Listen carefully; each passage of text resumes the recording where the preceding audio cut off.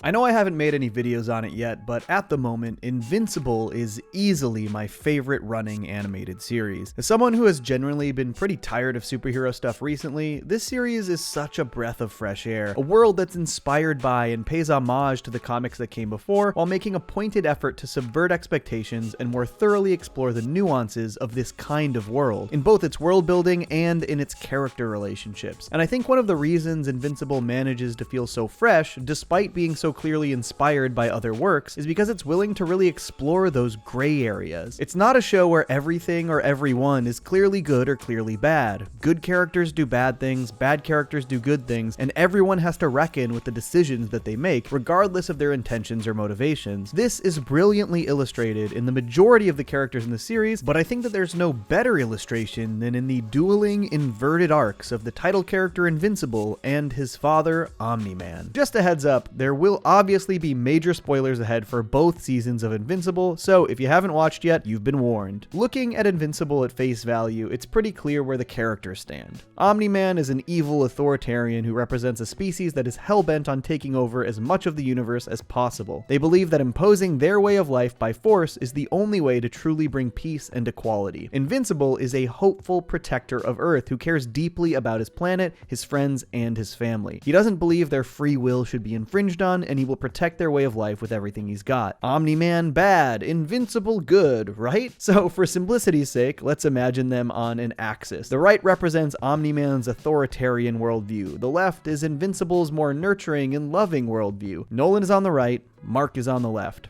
Cut and dry, right? Kinda, but these sides represent both Nolan and Mark's idealized worldviews. In their minds, at least. This is where they want to sit on this axis. But the genius of the show is how it slowly starts to drag them both closer together, and how the show showcases both of their struggles to cope with this reality. I think many people consider Omni-Man to be a sort of evil Superman parallel, and to a degree, he definitely is meant to be. But the reality is that while Superman is from Krypton, he grew up on Earth. Omni-Man grew up on Viltrum and was indoctrinated into their culture and way of life. Omni-Man is more like Zod than Kal-El, whereas despite being half human, Invincible fits the Superman mold a bit more closely. Earth is his home. He grew up here. He is connected to the planet and its people and would do anything to protect it. But unlike Superman or Zod, Mark and Nolan are both much more subconsciously affected by the influence of the worldview that they oppose. Mark has spent his entire life looking up to Nolan, believing he represents peak righteousness, this selfless protector of humanity, everything that Mark aspires to be. The moment Mark gets his powers, he goes out and tries to do vigilante work to be like his father. It's all I ever wanted for as long as I can remember. I want to do what you do.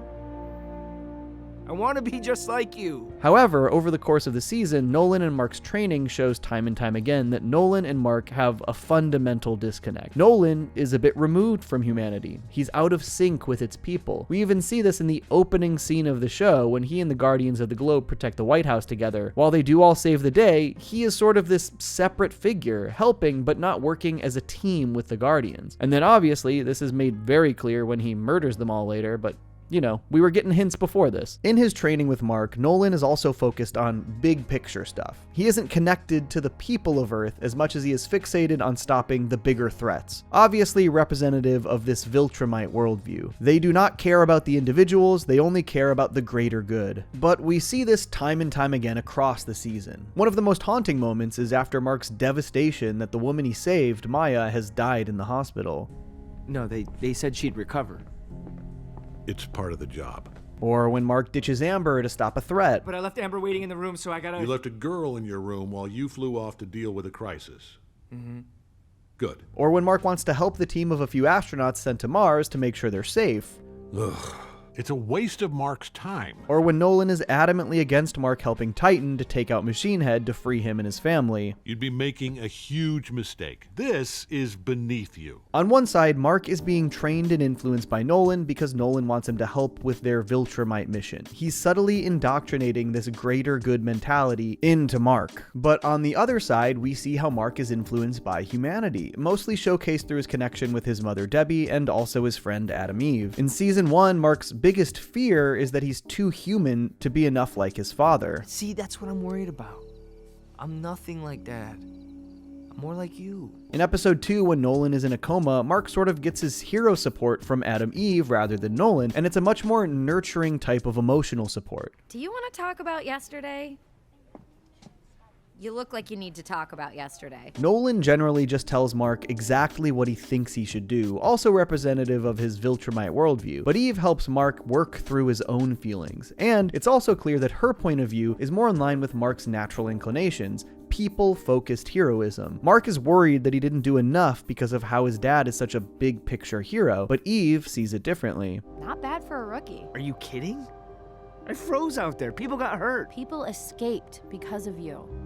Throughout the season, Mark is naturally drawn to the things that make him human, the things that connect him to his fellow people. His heroism alongside Eve fosters this, but so does the influence his mother has on him. Multiple times over the season, Debbie contradicts Nolan's advice, like when he doesn't want Mark to help the mission to Mars.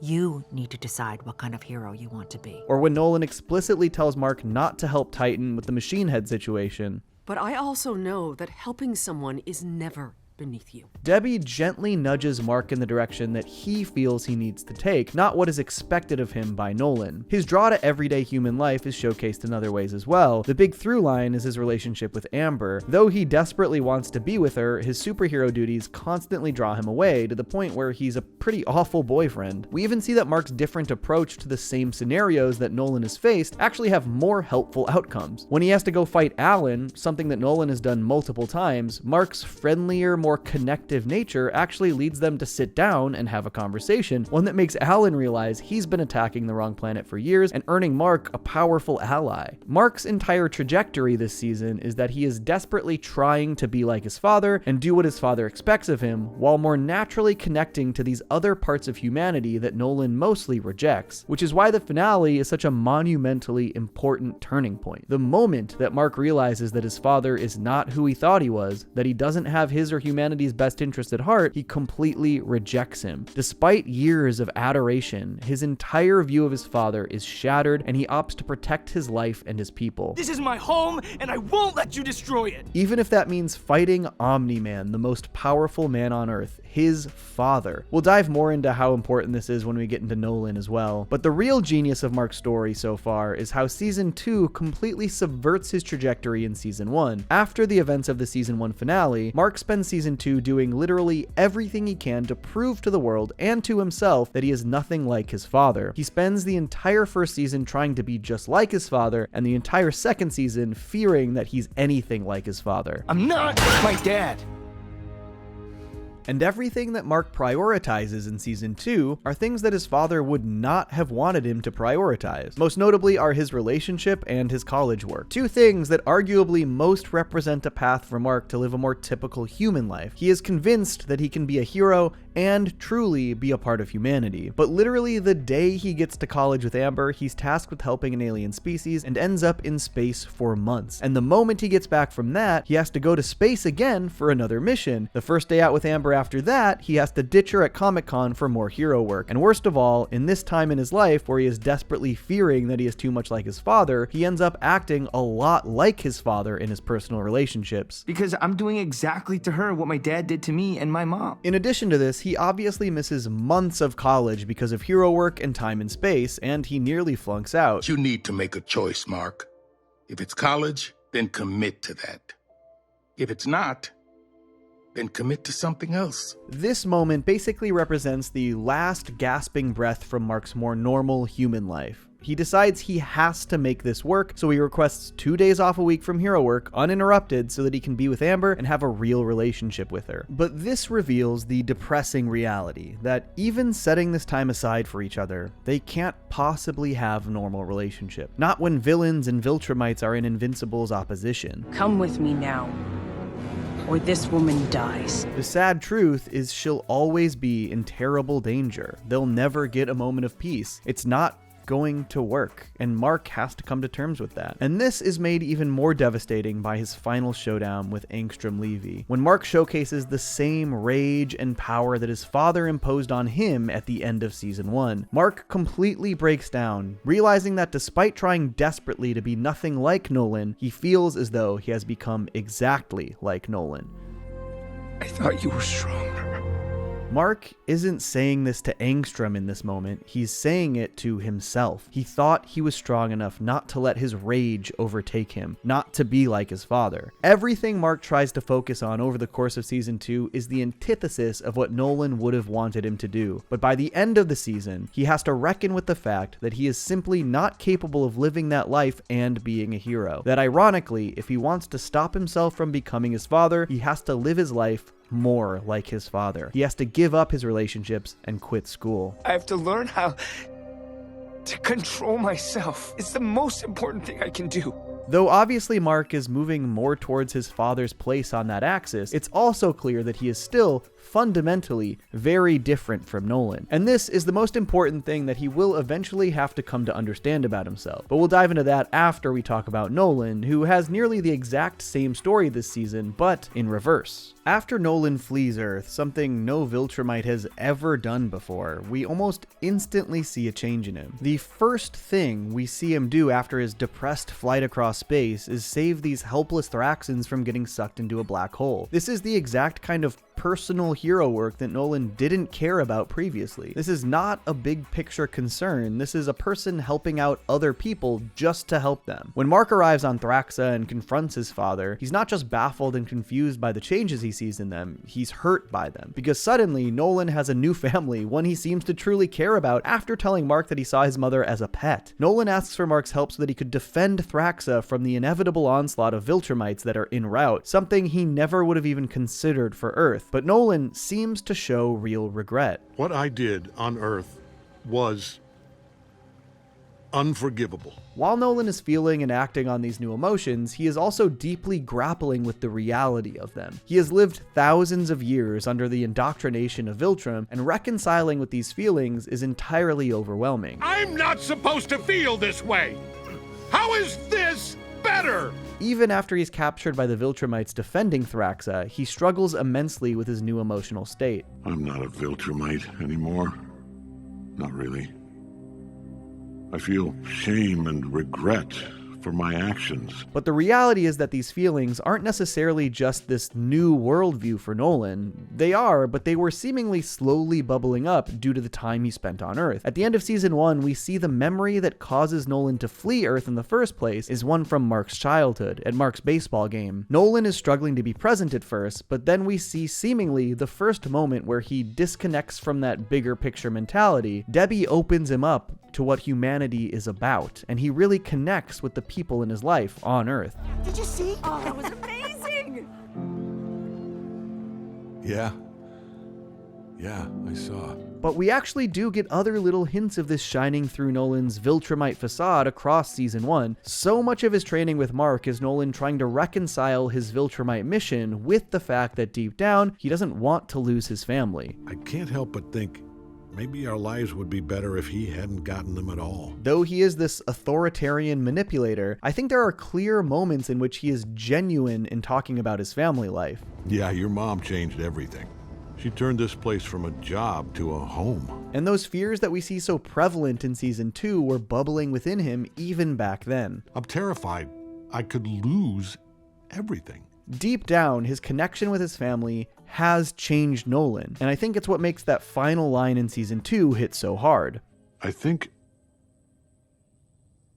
I miss my wife.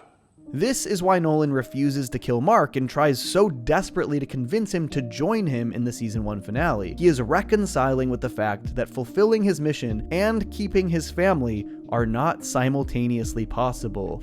Does that sound familiar? Sort of exactly what we just laid out for Mark, huh? But the difference is that these two parallel paths are moving in opposite directions. They are coming from entirely different starting points, and I expect will at some point sort of meet in the middle. Because though Nolan is now struggling with his more righteous feelings and desires for connection, the truth is that the things that have made Mark act more like Nolan all stem from the things that make him fundamentally different than Nolan. We do see that sort of Viltromite power bubble up and show itself a few times over the series within Mark, but those instances are always triggered when Mark is acting in defense of others. We first see it when he's fighting the Flaxans, when he goes Super Saiyan to save Eve. We see it on Thraxa when he's fighting Viltromite soldiers when he sees all of the Thraxans that they've slaughtered. And of course, though brutal, his fight with Angstrom Levy only goes down like that specifically because Angstrom threatened the lives of Mark's mom and brother. Mark might act like Nolan sometimes, but fundamentally, he is not Nolan. And that is what makes this crisis in season 2 so beautiful. It's what makes the way Invincible reconciles with these superhero concepts so much more impactful. They are deeply unpacking these kinds of scenarios, relationships, and insecurities in a nuanced way that isn't afraid to challenge the audience. They're willing to show Mark do something so brutal that he breaks down and questions his entire worldview. They're willing to show Nolan do something so righteous that you wonder whether or not redemption is a possibility for him, despite the unforgivable things he's done. But most importantly,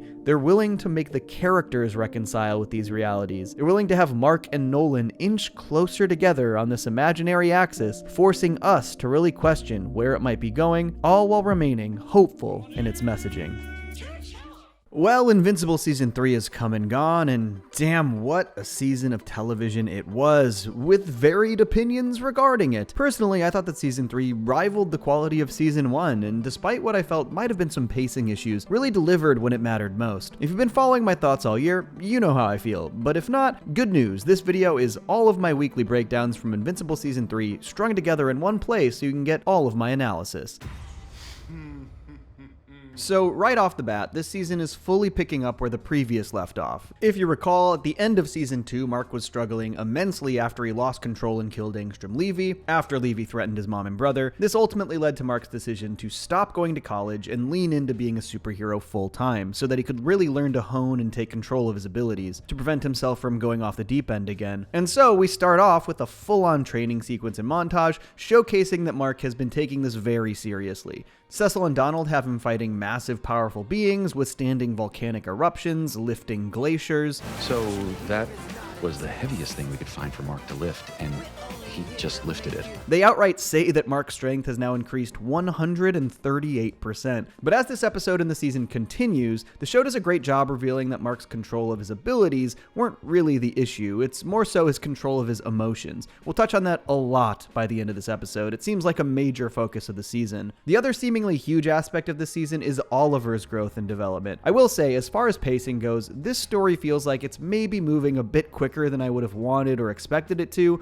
though obviously Oliver grows at an accelerated pace, so the story moving quickly kind of works thematically with the character. But within the first 15 minutes of the season premiere, Oliver reveals that he's already gotten his powers right after Mark promises he'll train him as soon as he gets them. Too late! You promise! On top of this, Mark is grappling with what he should do in regards to his feelings for Eve, feeling like he owes it to her because of the future Eve he met at the end of Season 2. We saw how difficult it was for Mark to balance anything resembling a healthy relationship with his hero work, and so it maybe feels like a bad time to just jump into another relationship, though the obvious difference here being that Eve is also a superhero. So basically, this is all a lot to take on at once for a pretty young superhero. Mark is now carrying the burden of training specifically to protect Earth from the inevitable Viltromite assault. He's trying to form a new romantic relationship with an old friend, and he suddenly finds himself basically needing to not only train his younger brother, but be a surrogate father figure as well. And obviously the revelation that Oliver has powers wasn't just a big deal for Mark and Debbie. Of course Cecil wants in too. This, Donald. You should have led with this. Honestly, this premiere does a ton of great work setting up the stakes for the season, and even just on their own, Mark's new training regimen, Oliver's power development, and the potential Eve relationship are all pretty huge pieces of the story. But I think beyond the plot of it all, the really smart thing this season seems to be doing immediately is showcasing the difficulties Mark is having emotionally coping with all of these things happening at once. The first mission we see this season is with Rex, trying to stop these dudes from stealing the Declaration of Independence. This mission is interrupted by Multi-Paul, Duplicate's brother, who's seeking revenge on Rex for Kate's death, which obviously wasn't really Rex's fault, but Mark's reaction to Paul's assault here is, well, it's a lot. Not only does he just go absolutely nuts, tearing apart all of Paul's duplicates, but he insists on taking Paul to prison immediately, even after Kate shows up with the Immortal and reveals that she's still alive. Okay, a few things here. One, I feel like the reveal to the other characters that Kate is alive came kinda quickly. We only just learned that she was alive in the Season 2 finale, and within 10 minutes of the season 3 premiere, everyone else knows too. I think I just have to get used to the fact that the show is paced really quickly, but it feels like nearly every single character death we've seen so far has been undone within an episode or two, and I do think the emotional toll these things take on the characters are still effective. It's just hard to trust anything is remotely permanent in this show since it's constantly undermined almost immediately. Secondly, Mark's emotional state is seemingly leading him to go like full cop mode this season. He is just stubbornly by the book and not really allowing himself to feel any empathy towards the people he's dealing with. I don't care if he's your brother. He's going to prison now. This definitely feels like a big departure from the Mark of seasons past. I mean, I cannot imagine old Mark just ignoring a reunion with Kate and feeling nothing towards her reunion with the brother who thought she was dead. And this attitude seems to be permeating every part of Mark's life this season. All of these setups converge in a massive battle at the end of the episode as Doc Seismic escapes from prison and uses an army of underground monsters and bugs to kidnap literally every earthly hero except for Mark and Eve. I have a lot of thoughts about this seismic fight beneath the Earth's crust. Doc Seismic is obviously a lot more formidable than we last saw him, and while I totally get that the entire point here was that this was supposed to be a nearly insurmountable challenge that forced Cecil to show off some of his assets before he wanted to, I think that it maybe felt like Mark got his ass kicked too handily here. The entire opening of the episode was spent showcasing how much stronger Mark has become, making a specific point to say that he's now 138% stronger. And then, when a real threat shows up, it doesn't feel like he really puts up any kind of a fight at all. I like the idea that Mark loses here, and that Cecil calling in Sinclair's Frankenbots and Darkwing causes a major conflict,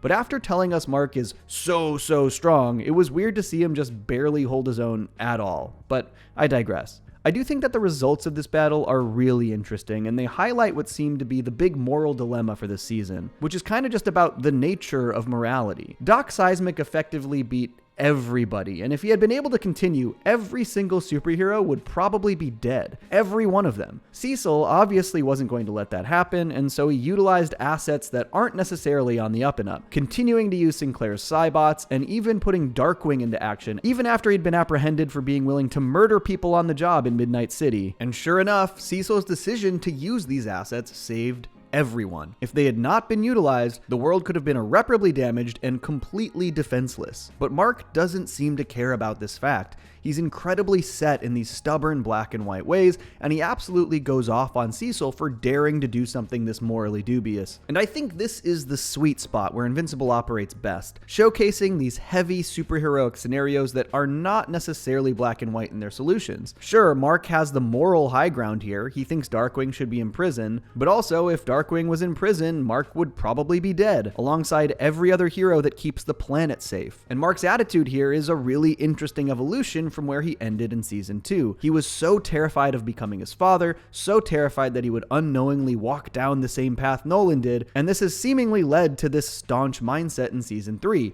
He refuses to budge in his ideals, in the things he believes are the right things to do. But by demanding that everybody play by his rules and by his moral code, Mark is actually portraying a pretty authoritarian attitude. He won't listen to any of his peers, he won't discuss the dilemma with Cecil, he tries to force his opinions on everybody through violence and force, which is ironically, of course, very Viltromite. It's continuing this journey where Mark's desperation to avoid becoming his father is sort of inching him closer to being like his father. A real bummer. Cecil tries to explain to Mark that rather than locking up these people and throwing away the key, they can rehabilitate them for the greater good. And to his credit, this was proven to have been successful just moments before this when they saved Mark's life. And there's a particular irony here in that Mark's attitude has been spurred on by what he sees as his own moral failure. He's saying that these people can't help because they've murdered in their past, while he justifies the life that he took. Yeah, this is something that deeply weighs on him and that he deeply regrets, but he won't extend the same grace he gives himself to any of the other people in question here. And while it's clear that Cecil isn't the most trustworthy or moral individual, I do think it's really interesting to look at what his job requires and what the stakes are, particularly after essentially a massive failure in how they handled Nolan and were blindsided by his full-on betrayal. This premiere episode ends with Cecil basically surrounding Mark with his reanimated cyborgs in fear of what Mark is capable of and where he's headed. Protection from what? From you, Mark. From you. And this is a great time to transition over to episode 302, A Deal with the Devil. Spoilers ahead for that one, and rather than picking up precisely where it left off, 302 flashes back to Cecil's agent days, before he had his role as director of the GDA. And in a pretty ingenious structuring decision, this flashback basically showcases how Cecil formerly held ideals and an attitude that were identical to what we've seen from Mark this season, actually showing us the very mission where he received his iconic facial scar. Cecil faces off against this pair of cultist wannabe revolutionaries called the Order of the Freeing Fist, who attempt to use this chemical agent to destroy everyone within the city. Or maybe destroy isn't the right word, it's more like that fog that turns people inside out. Damn, The Simpsons is even predicting Invincible now. Just one sniff of that fog and you're inside out. But Cecil manages to stop the worst imaginable outcome, which would have seen thousands of lives lost. However, 17 innocents were still taken out, which Cecil takes incredibly personally, also informing the reality behind Cecil's scars, which he actually chose to leave on his face. It's a reminder that I messed up, and to never let it happen again. It then flashes a bit forward to another incident where Cecil and Director Radcliffe are nearly killed by this massive hulking threat. The only thing that saves them, much to Cecil's chagrin, are those same rehabbed Order of the Freeing Fist dudes, the ones who killed 17 and nearly killed thousands. Maybe it's a little on the nose, but obviously they're showcasing how Cecil formerly had a full zero-tolerance attitude towards this kind of rehab, and I mean zero tolerance. He absolutely blows them away. I don't work with criminals. This leads to Cecil's imprisonment, a really fascinating development in our understanding of his history as a character. They basically reveal that as a prisoner, Cecil changes this place from one of the most dangerous prison blocks you can imagine into a flawlessly run, clean, well-behaved haven of rehabilitated prisoners. This is a pretty interesting backstory for Cecil's own change of perspective and ideology, and it's exactly what earns him the job as the next director of the GDA, even after being imprisoned for murdering a pair of criminals in accordance with his own ideals. I told you before, I don't waste talent, I fix it. Cecil effectively had this zero-tolerance policy towards the idea of working with rehabbed criminals in this space until he literally found himself getting the director position because he himself was a rehabbed criminal in this space. And this really makes me wonder if we're going to see Mark fall even further before he has to learn this lesson himself as well, or if he'll just go a completely different direction and prove Cecil wrong. We'll see. After this great parallel backstory, we jump back to the end of the season premiere to Mark and Cecil facing off in that white room, and I really love the question Cecil is posing here. Mark is stuck in this incredibly self-righteous mindset that is leading to some of these more authoritarian tendencies that I mentioned before. You threaten people who disagree with you. I don't threaten. No? Because you're scaring the shit out of me right now. I really like the idea that Mark is going to have to reckon with the reality of his power dynamics in this world, because he is effectively the most powerful person on the planet, meaning that there is always an imbalance with nearly everyone he interacts with. And so while he doesn't see himself as being threatening here, the fact that he is furiously angry, won't back down, raises his voice, etc., would be incredibly threatening to anybody who understands his abilities, further proven by how thoroughly he dismantles the Reanimen. But I don't want to come off like I'm fully defending Cecil here. I think the show just does a great job operating in these gray territories. The reveal that Cecil implanted an internal earpiece in Mark to incapacitate him is a major breach of trust, obviously, but of course it's also sort of hard to blame him based on everything that happened with Nolan. Again, those gray territories. But this breach of trust also leads to what I think is one of the other biggest and most interesting developments this season. It leads to most of the Guardians of the Globe turning on Cecil as well. Seeing what Cecil was willing to do to try and control Mark, they fully question if he's someone they can actually take orders from. The Guardians ultimately choose to help Mark, though I do think after they block the signal and recapacitate him, his violent retaliation scares even them. And if you ever come near my family again, I will kill you. There are so many interesting aspects to this entire part of the story. The last time the Guardians' headquarters was this ridden with blood and viscera was when Nolan killed the former Guardians of the Globe. Maybe a comparison Mark wouldn't be willing to hear, but again, one we should be making. Another example of how by desperately trying to be different than his father, Mark is unwittingly acting more and more like him. But I also found the new Guardians' disillusionment with the establishment to be really fascinating and well plotted. Basically, the moment they saw what they felt was clear corruption action and overstep towards someone they trusted, the younger members of the Guardians all decided to bail. They couldn't work for Cecil in good conscience, but there's this interesting generational divide where the old guard members of the Guardians all kinda understand where Cecil is coming from and pin much more blame on Mark. This conflict is basically what sends the young members packing. It's a privilege and an honor to work here! This is for sure a difference in attitudes we see between older and younger generations these days in the real world as well, and I really appreciate the way they've transposed it into the superhero world. A lot of older folks see their positions and job stability as a privilege. They maintain a pretty old world, if I do right by them, they'll do right by me mentality, which sadly I think is a bit divorced from the realities of our actual modern society, where corporations will throw people under the bus at a moment's notice if it means their profit margins increase. But the Immortal is the perfect character to represent this old mindset, as basically the oldest fashioned member of the cast possible, preaching that their position is an honor despite the obvious breaches in trust that they've seen with their own eyes. He's willing to give the GDA and Cecil the benefit of the doubt because that's what comes with the prestige of being a guardian of the globe, but the younger members are not willing to let those things go unchecked. I'd rather quit than work one more day with a hypocritical prick like you! Did I mention I love this show? This is good stuff. And all of these changes lead to more dubious decisions by Cecil, particularly putting Darkwing on the Guardians of the Globe again despite his history, something that not even Donald is so sure about. And that's something I really appreciated seeing, that this season seems to have nearly every character weighing these decisions on a moral scale, weighing whether or not they can let these things slide because of the stakes. I think this question is thrown even more up in the air with the last couple of sequences of this episode. Another flashback to Cecil's first encounter with Nolan, revealing that even back then, Cecil did not believe that Nolan's motivations were as righteous as he claimed they were. However, as long as he saves lives, I don't give a damn about his motivations. Given how things ended up with Nolan, I think it's pretty easy to question if this mantra was the one worth following. Nolan saved lives for years before causing some of the most immense destruction and taking countless lives himself. But this last line from Cecil really illustrates how he sees himself and the role he sees himself take on in all of this. We can be the good guys, or we can be the guys that save the world. We can't be both.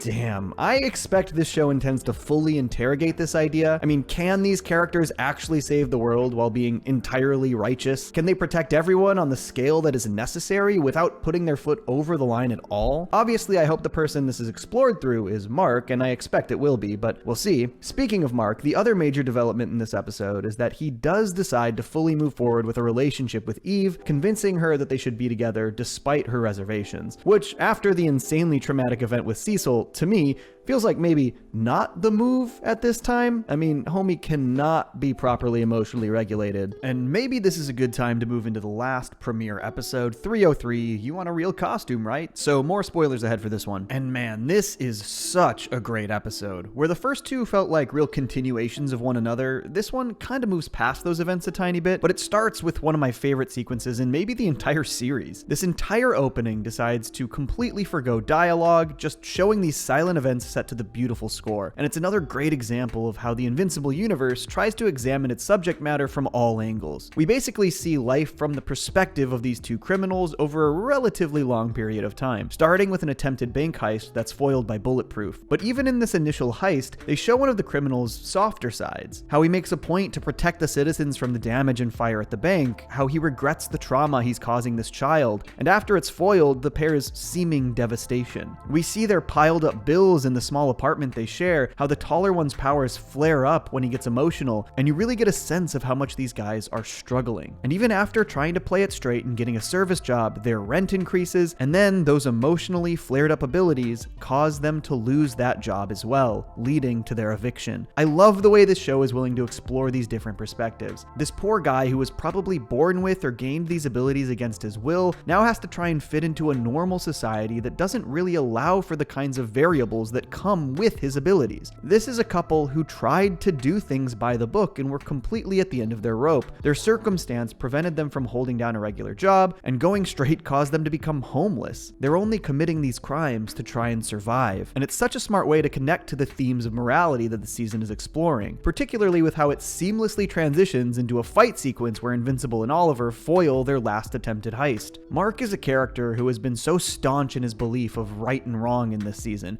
and yet that, his superhero work in this sequence is fully harming marginalized folks who have been chewed up and spit out by the system. It's just a great opening. And I think the other really smart thing that this season is doing is that it's somewhat confronting Mark's stauncher beliefs through his younger brother. This episode is largely about Mark and Oliver, and particularly about Oliver's development as a quote-unquote hero, or maybe a villain. Obviously, it was super expected that Oliver developing his powers so early would cause problems, but I didn't expect them to hit so majorly and so quickly. But I really love what this episode is doing with Mark and Oliver's relationship. As a fan of those kinds of sibling bonds playing out on screen, I really liked seeing them train together, and Mark taking Oliver to get his first suit from Art. Of course, until he wants to call himself Kid Omni-Man. Oliver, Dad did terrible things here. Things people aren't going to forget anytime soon. Honestly, this is a part of the story so far that is the most painful to watch for me. It sucks to see such a young kid falter in such major ways. Oliver refuses to listen to his brother, which comes to a huge breaking point at the end of the episode after the Mauler twins incapacitate the entire Guardians of the Globe team. While Mark has to stop a literal nuclear missile, Oliver straight up murders the Mauler twins with absolutely no remorse. That's what happens when you're a bad guy. This shit is scary, and even scarier is that he straight up lies about not meaning to kill them. It's very clear that he intended for them to die, not to mention some of the things that Oliver says to Mark as he's trying to get it in his head that he's wrong about this. You act like you know everything, but do you ever think that maybe Dad was right? I have seen a lot of harsh reactions to Oliver here, which is obviously super understandable given, well, everything about this episode, but I've also seen a lot of people be pretty insistent that at the end of the episode here, Oliver is basically just lying through his teeth so that he doesn't get in trouble, and personally, I don't quite see it that way. That isn't to say I don't think Oliver might not be a big problem down the line, but I think we really have to take into account that this is a child. Kids have very black and white and often selfish points of view, and while I, again, do think this is going to continue to be a problem, his reaction to Debbie here does not read like a kid who's just lying to me. Do you think my life isn't precious? Would you care if I died? Of course I'd care. I don't want you to die. I love you. I don't think Oliver is a good enough actor for this genuinely shocked look on his face to be faked. He's a kid, and I really don't think he considered this point of view in regards to Debbie. I fully believe that he loves Debbie and Mark, and so for me, I do think that there's hope for Oliver, maybe down the line, even though it is clear he's going to be an issue, and it will probably get a lot worse before he comes around. But we will see, and please don't spoil parts of the comics for me in the comments. I'm reading through after I watch the show each season. But I think besides this just being a great dramatic dilemma, that Oliver's more black and white viewpoints are such a great way to challenge Mark's attitude this season. Being forced to basically father this kid is a really smart way for him to confront his own black and white viewpoints, even if they obviously aren't one-to-one views. But I think it really could help him see that there's more to all of this than just good and bad. There are tons of other developments in these first three that I've enjoyed as well. Eve remains one of my favorite characters, and though I kinda hate seeing her go back to her parents, I do love how staunchly she's put her foot down and stood up for herself here, basically straight up telling them that if they don't respect who she is, she will not be a part of their lives. I am tired of feeling like a freak and a failure every time I come home, and I don't deserve it. I also love that Eve is going back to school and the way she's chosen to learn specifically to help hone her abilities. I mean, honestly, very cool decision to take an architecture course so that she can better understand how to craft things with her abilities in structurally sound ways, especially after the whole park collapse incident. Just a creative way for her to literally learn from her mistakes. I do think that maybe the whole Mark and Eve relationship aspect of the season is something that I feel is getting a little buried at least so far. There are some pretty nice moments. I particularly liked Eve being very understanding when Mark showed up late for their date, because surprise, when you're fully honest about who you are and your life and responsibilities, people are more understanding. The hero ex-hero ship is paying off. I also really liked the way she helped quell Mark's understandable fears about how much he's taking on and his fears about letting everybody down, helping him realize that all of the people counting on him are also there to support him. And of course, there's the big end of the episode mystery, the drones that seem to be controlled by another variant of Angstrom Levy, and with him specifically seeing what the Graysons are dealing with in regards to Oliver's attitude and abilities, I fully expect that this is how he's going to try and angle his way back in for revenge, possibly manipulating Oliver and using his abilities to his own advantage. Cannot wait to see how this plays out. Okay, maybe now's the right time to admit, it really sucks to see the animation kind of continue to get worse on this show. I know for a fact that they've been decreasing the budget the longer the show goes goes on, which feels insane to me given its success and popularity, and I feel like we are really starting to see some of those blemishes here in season 3. But sadly, I don't see this as something that will be addressed anytime soon, and might even just get worse as they slash staff and budgets further. My only other real critique so far is that I do feel like the show is moving very quickly. Granted, that's sort of just the nature of this show at this point with its 8-episode seasons, but I cannot help but wish the show was running like 10 to 12 episode seasons instead to let some of these storylines breathe a little. Like, the Oliver storyline is very engaging and I am locked in, but for us to already be at the point where the kid is trying to be mini Omni-Man and murdering after only the 3-episode premiere feels like it's at a lightning pace. And other aspects of the story feel like they fall to the wayside a bit because of the shorter season orders, but overall, I'm so glad we have this show back. A massively successful adult animated series that isn't a comedy is a big deal. It just feels like maybe Amazon should be rewarding them with better budgets instead of limiting the potential of the product. But I'm stoked to see where the season continues to go. I really love the way it's fully enveloped in these themes of morality, particularly where Mark seems to be flying a bit off the deep end and is less in control than ever. Peace. And we're back with Invincible's 4th episode of the season, and honestly, this sort of felt more like 2 mini episodes sewn together. Not complaining though, because those mini episodes were pretty sick. One of them showing us an insane authoritarian future for Earth, while also forcing Mark to face his own ideals and possible future, and the other giving us the most Alan/Nolan action we've gotten in a while in a really fun prison break. So spoilers for the episode You Were My Hero ahead. Alright, let's get going. One thing I didn't mention in my 3-episode premiere breakdown was this little budding romance between Rex and Ray, which I kinda love. They opened up to each other about their weird childhoods a bit in the old Teen Team base, and this episode opens on them grocery shopping together, a fun scene that highlights their differences pretty comedically. I'm eager to see where this goes because they're honestly a pretty fun couple, but the initial focus of the episode is Mark trying to figure out where the hell this drone came from, garnering no answers from Robot except that it's from Earth and that it's expensive. As you might expect, based on where their relationship is at, Mark blames Cecil and confronts him. Obviously, we know it isn't Cecil, but Mark just going berserk at the GDA HQ is a pretty strong indicator of where they're at in their professional relationship right now. And Cecil reveals something to Mark that we already knew. If we wanted to spy on you,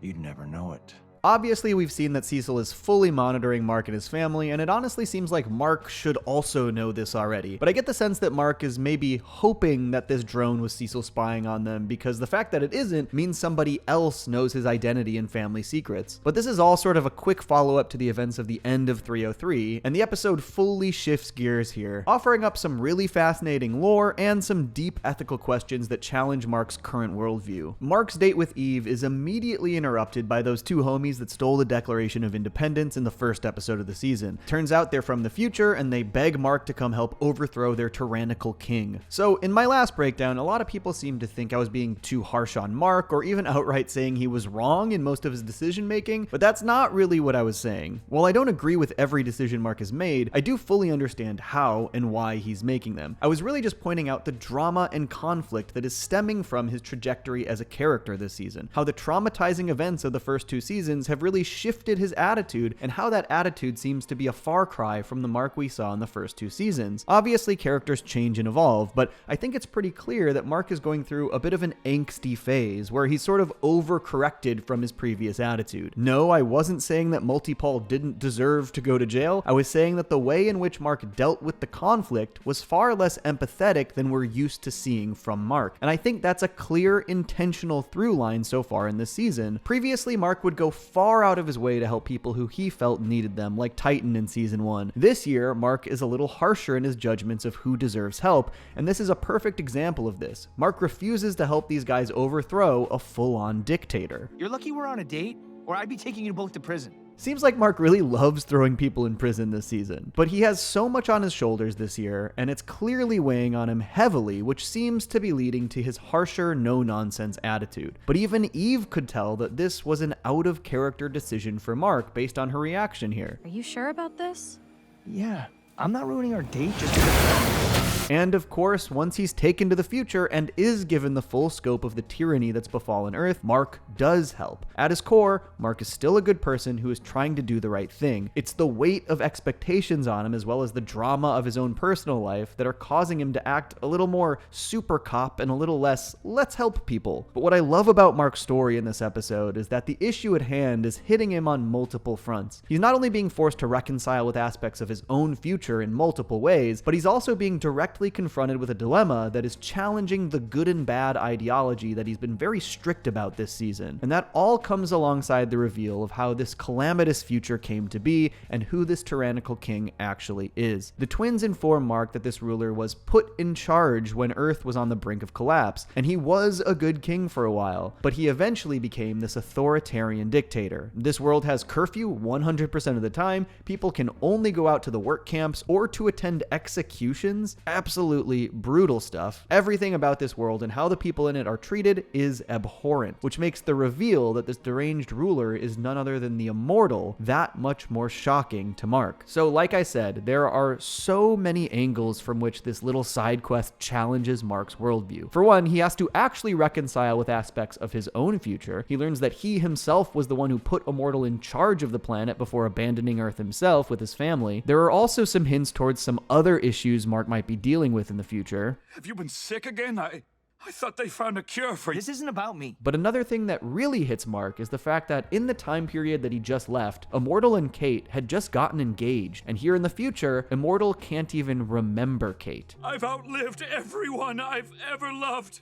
Do you know what that does to a man? It really doesn't seem like Mark has thought too intently about the reality of his extended lifespan. Obviously, Nolan tried to really get this idea through his head in season 1, but I don't think Mark has reconciled with it in any meaningful way. It seems like this reaction is him being confronted with this fact head on for one of the first times. No.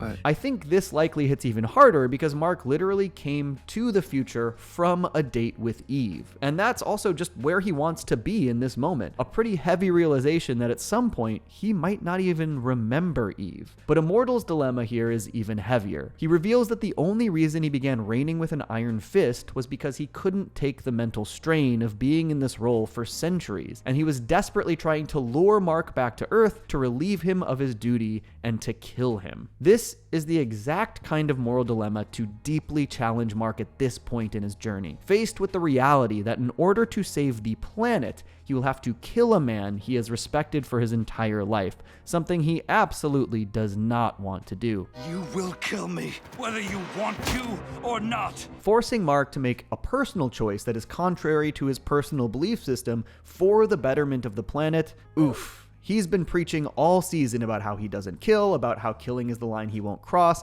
He's lamented the time that he did cross it with Levy, albeit accidentally. It's a great personal dilemma for the character, and though he literally saved the planet by going through with it, he does not feel good about it. Don't thank me. Please don't thank me for that. And I think beyond the surface here, Mark is maybe being forced to reevaluate some of those staunchly held values he has insisted upon throughout this season. Earlier in the season, he went off on Cecil for utilizing Sinclair and Darkwing despite the way they've hurt and killed people. But now he's looking at the same issue in reverse. Darkwing was a character who made horrible mistakes and has since begun saving more people in an attempt to make up for it, something Mark takes exception to in the first episode of the season. Immortal is a character who spent centuries helping and saving people, only to spiral out of control into this deranged dictator. Knowing all of the good that Immortal did and all the things he did to help the world made stopping him a deeply difficult thing for Mark to have to do, even though he did much worse things than Darkwing on a much more massive scale. It's so fascinating how such a similar dilemma presented a bit differently can make Mark so unsure of his ideals. He hurt a lot of people. Yeah, I know. But he saved a lot of people too. This is a great show. Even smaller aspects of this story sort of challenge some of Mark's perceptions. The only reason these dudes stole the Declaration of Independence in the first place was because of a rumor that the Inc was the only thing that could kill their deranged ruler. Is it okay to steal if doing so will literally end a murderous dictatorship? This show is just so eager to dive into those quandaries, and it's one of the things I really love about it. And for Mark to be confronted with these things that challenge his ideas of what's right, alongside some of the scarier possibilities coming up in his own future, I think makes what he does next all the the more impactful. He just talks with Eve, a person who helps him center himself to a place where he can be confident in who he is deep down. There's this great moment where Eve assures Mark that she'll get his ass in line if he ever strays down that tyrannical path on one condition. If you promise to do the same for me. You'd never do something like... This little script flip was such a simple but effective way for Mark to realize that, of course, he would never intentionally become that person. It's important to believe in who you are. And while I do still think that the relationship is kinda not getting the time it deserves within the show and things are moving a little fast,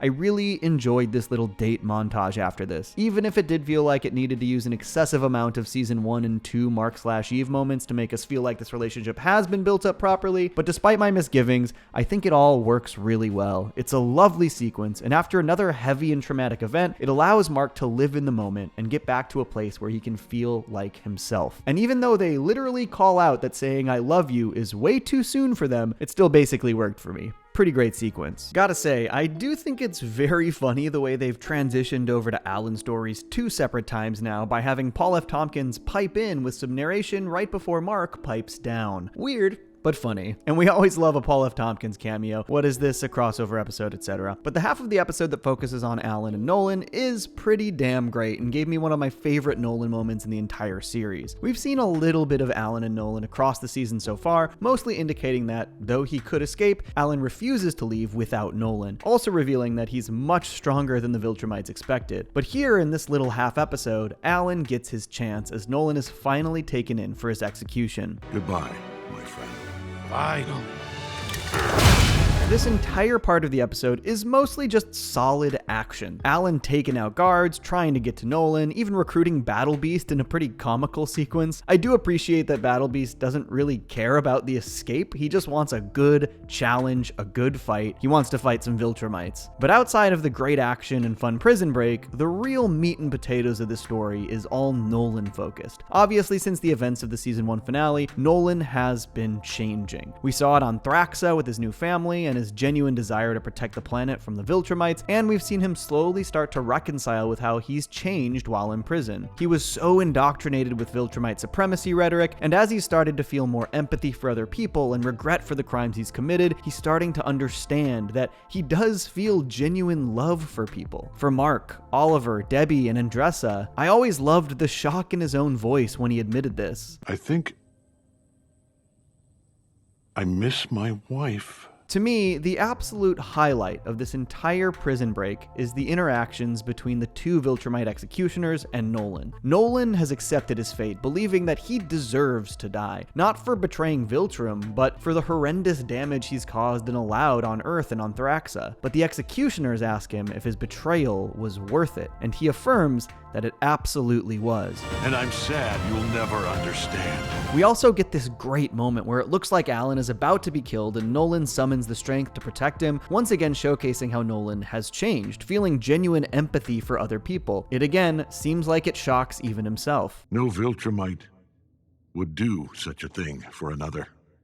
I mean, you would. This is the highlight on the personal development side, at least, because there's also a huge piece of lore revealed that truly changes everything. Nolan reveals that the Viltrumite reinforcements will not be coming after them despite the prison break. There are fewer than 50 pure-blooded Viltrumites left in the universe. Okay, so let's talk about that. Obviously, one of the biggest, most important revelations in the entire series, and maybe the first twinge of hope anyone has managed to feel that Earth isn't completely doomed. While upwards of 50 Viltrumites does still sound like a terrifying threat, it's a far cry from what we would have expected from a galactic empire. I personally love the development because while it does bring a little bit of hope, it doesn't in any way make it feel like Earth is safe now, because we've seen what even a single Viltrumite can do. But now, suddenly, there are a few people that can actually go toe-to-toe with Viltrumites that seemingly intend on protecting Earth. Mark, Nolan, Alan, maybe even Oliver, not to mention the collective superhero community on Earth that, while not as strong as Viltrumites, may have the benefit of numbers. But what I love most about this development is that through Nolan, it's going to challenge Mark in the exact same ways we've been seeing so far this season. It's a really huge revelation to go alongside his immortal dilemma from earlier in this episode. Nolan has done absolutely unforgivable things. Full stop. Worse than any of the people that Mark already has taken issue with in terms of their GDA involvement. But Mark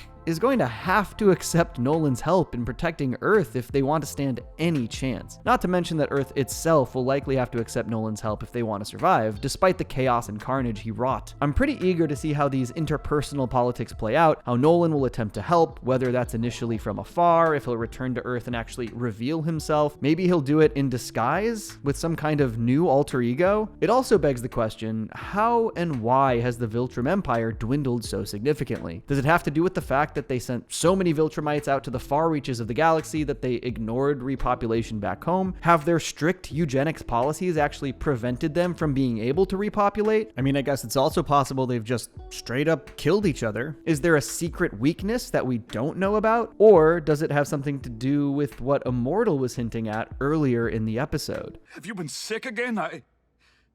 I thought they found a cure for you. This isn't about me. Definitely possible that there's some kind of Viltromite-specific illness that's been thinning their numbers over centuries. Very eager to see what we learn and how Nolan and Alan approach reconnecting with Mark and Earth. I will say, I think that this is another episode where you can slightly feel those budgets tightening. Not because of the animation quality, but because of the sheer volume of reused clips. The entire Mark/Eve date montage was riddled with clips from season 1 and 2, and then when the Alan the Alien episode started, we genuinely got about 5 to 6 minutes of full-on recap before much new stuff started happening. Don't get me wrong, I think the recap was helpful and I liked seeing it all laid out in context, but 5 to 6 minutes is kind of a crazy amount of time to be mostly reusing old footage. But it was effective at the very least. This season is progressing in a way that I'm very locked in for. We're now halfway through season 3 with 4 more episodes en route, and I definitely intend on continuing to talk about the show week by week. The moral dilemmas and character drama showcased in this show, it's some of my favorite out there. Alright, we're back again with Invincible's 5th episode of its 3rd season in a story that really checks in on and expands its side characters and stories. We get a remarkable deep dive into Duplicate and Multipol's history, a massive development in the Titan/Machine Head story, maybe the most important Mark and Eve story so far, and a lot more. While I've seen some people complain that this feels like filler, I'd like to belligerently disagree. The world building is one of the show's greatest strengths, and so many of these side stories are vitally important to reinforcing the overall themes of the season. This week's episode was exactly what I thought this season needed to help pace out the narrative and settle our characters before stuff gets real. Spoilers for the episode, this was supposed to be easy ahead, so this episode features a handful of interconnected stories spanning across a bunch of characters. We've got a huge focus on Titan, his family, and his conflict with Master Liu and the Order now that he's running the city. This intertwines with the craziest Multipol story we've gotten, which also adds a ton of detail and nuance to his and Kate's history, and of course Mark and Eve learning to monetize their abilities to make ends meet now that they're working on their own without Cecil. It's all really great, important progression and truly features some of the most insane sequences in the entire series, which is why we should start with Multipol. The prison break sequence truly broke my brain. Absolutely unhinged concept, and I'm not even sure how much of it I can show because it is violent. Paul basically wedges one of himself safely in the ceiling area and then multiplies until his dying duplicates crush each other and fill the space so tightly that the door flies off the hinge. Literal sicko mode. One of the grossest things I've ever seen in this show. And honestly, kind of cool. So cool that it had me rooting for this escape attempt just on a narrative level. And this escape attempt leads to what is for sure one of the highlights of the episode for me, a deep dive into Kate and Paul's lives leading up to their diverting paths as hero and villain. The flashback to their childhood, revealing that their father basically went catatonic, having to try and take care of the countless duplicates of both children, was very sad, and showcases something that we've seen explored through Rex and Ray's dialogue a bit in this season too, how kids with powers are almost certainly going to be used by somebody to further their own goals and motives. Ray's parents used her, Rex was sold to the state, and similarly, Kate and Paul were trained by some kind of government agency to be used as assets, starting when they were children. I hope this show is willing to explore these concepts even further because I think it's the type of exploitation that has a lot of potential to be unpacked really thoroughly within this universe. And I think this little flashback does a cool job showing the results it can yield, and maybe more interestingly, how those diverting paths that Kate and Paul took can be pretty damn parallel. Paul ends up abandoning the training and going on the run, eventually falling into the life of crime, being used as an assassin by the Order, while Kate continues through the program and then is utilized on Teen Team and the Guardians by the GDA. But ultimately, I think what this little vignette is trying to break down is that for people with powers like this, these paths aren't all that different, at least on a personal level. Both Kate and Paul are being used by organizations to further their own goals. Neither of them have much of a say in terms of who or what they get to do or be in the world. They're superpowered, indentured servants for bigger, more powerful people. And I think most fittingly, the first thing we hear Kate say to Paul really illustrates this. I was this close to convincing Cecil to put you on a team to make up for all the shit you've done. Paul's ticket out of trouble is basically just to become a pawn for a different group, a different master. And he rightfully doesn't really see this as any different than what he was doing before. And as this season has shown time and time again, people with these kinds of abilities are not often left in isolation. Just like your GDA. They don't abandon tools they're not done with yet. I think what makes this story so tragic is that you can't blame Paul for leaving as a kid, for escaping what was basically a forced superpowered boot camp so he could become a tool and a pawn. There's obviously no defending the actions he's taken as an adult and the things he's done for the Order, but there is a sincere tragedy in the fact that he was a kid who was taken advantage of. He felt trapped, and his escape into a more welcoming environment led him into a horrendous life of crime and murder. And I also think it's an interesting show of character for Kate that, despite what Paul has done, she was willing to try and get him out of prison to be part of one of Cecil's teams, once again tying into the themes of characters' malleable morality this season. But the attempted Paul breakouts also tie into the Titan story in this episode, which is a welcome check-in for me. Titan took over Machine Head's organized crime ring in the city, but now he's reconciling with the fact that his crime ring is also supposed to answer to a bigger organization, the Order, which of course happens to be run by a man who can turn into a dragon. I love this universe. But Master Liu, aka the Dragon Man, is basically testing Titan's loyalty, seeing if he'll break Paul out of prison for him and threatening his family in the process. And I think this is a super interesting conundrum for Titan. He manipulated Mark and usurped Machine Head all so that he wouldn't have to answer to anybody anymore. He became the top dog, only to realize that there isn't really such thing. Even seemingly at the top, he has someone above him to answer to still. And rather than bend knee to the Order, he once again manages to game the system, but we'll get there. It's another example of how well this show navigates the complexities of this superpowered world, intermingled with aspects of real life. This season as a whole is showing how difficult it can be for anyone in this world to exist outside of some sort of system. Whether that's the Guardians who quit earlier in the season, Mark refusing to work with the GDA, or Titan desperately trying to remain beholden to no masters. Speaking of Mark refusing to work with the GDA, the Mark x Eve subplot is probably the most important so far in terms of their relationship, and honestly it's the thing that I felt this season was really missing the mark on until now, pun intended. It's kinda easy to forget that Mark and Eve are still pretty young, and the whole navigating an adult relationship while living at home thing plays a big role here, down to Eve sneaking out of Mark's room and pretending to be in the neighborhood for breakfast. They made too much noise playing and woke me up. And the difficulties of this lead to Mark and Eve once again making some very big, very fast decisions within their relationship,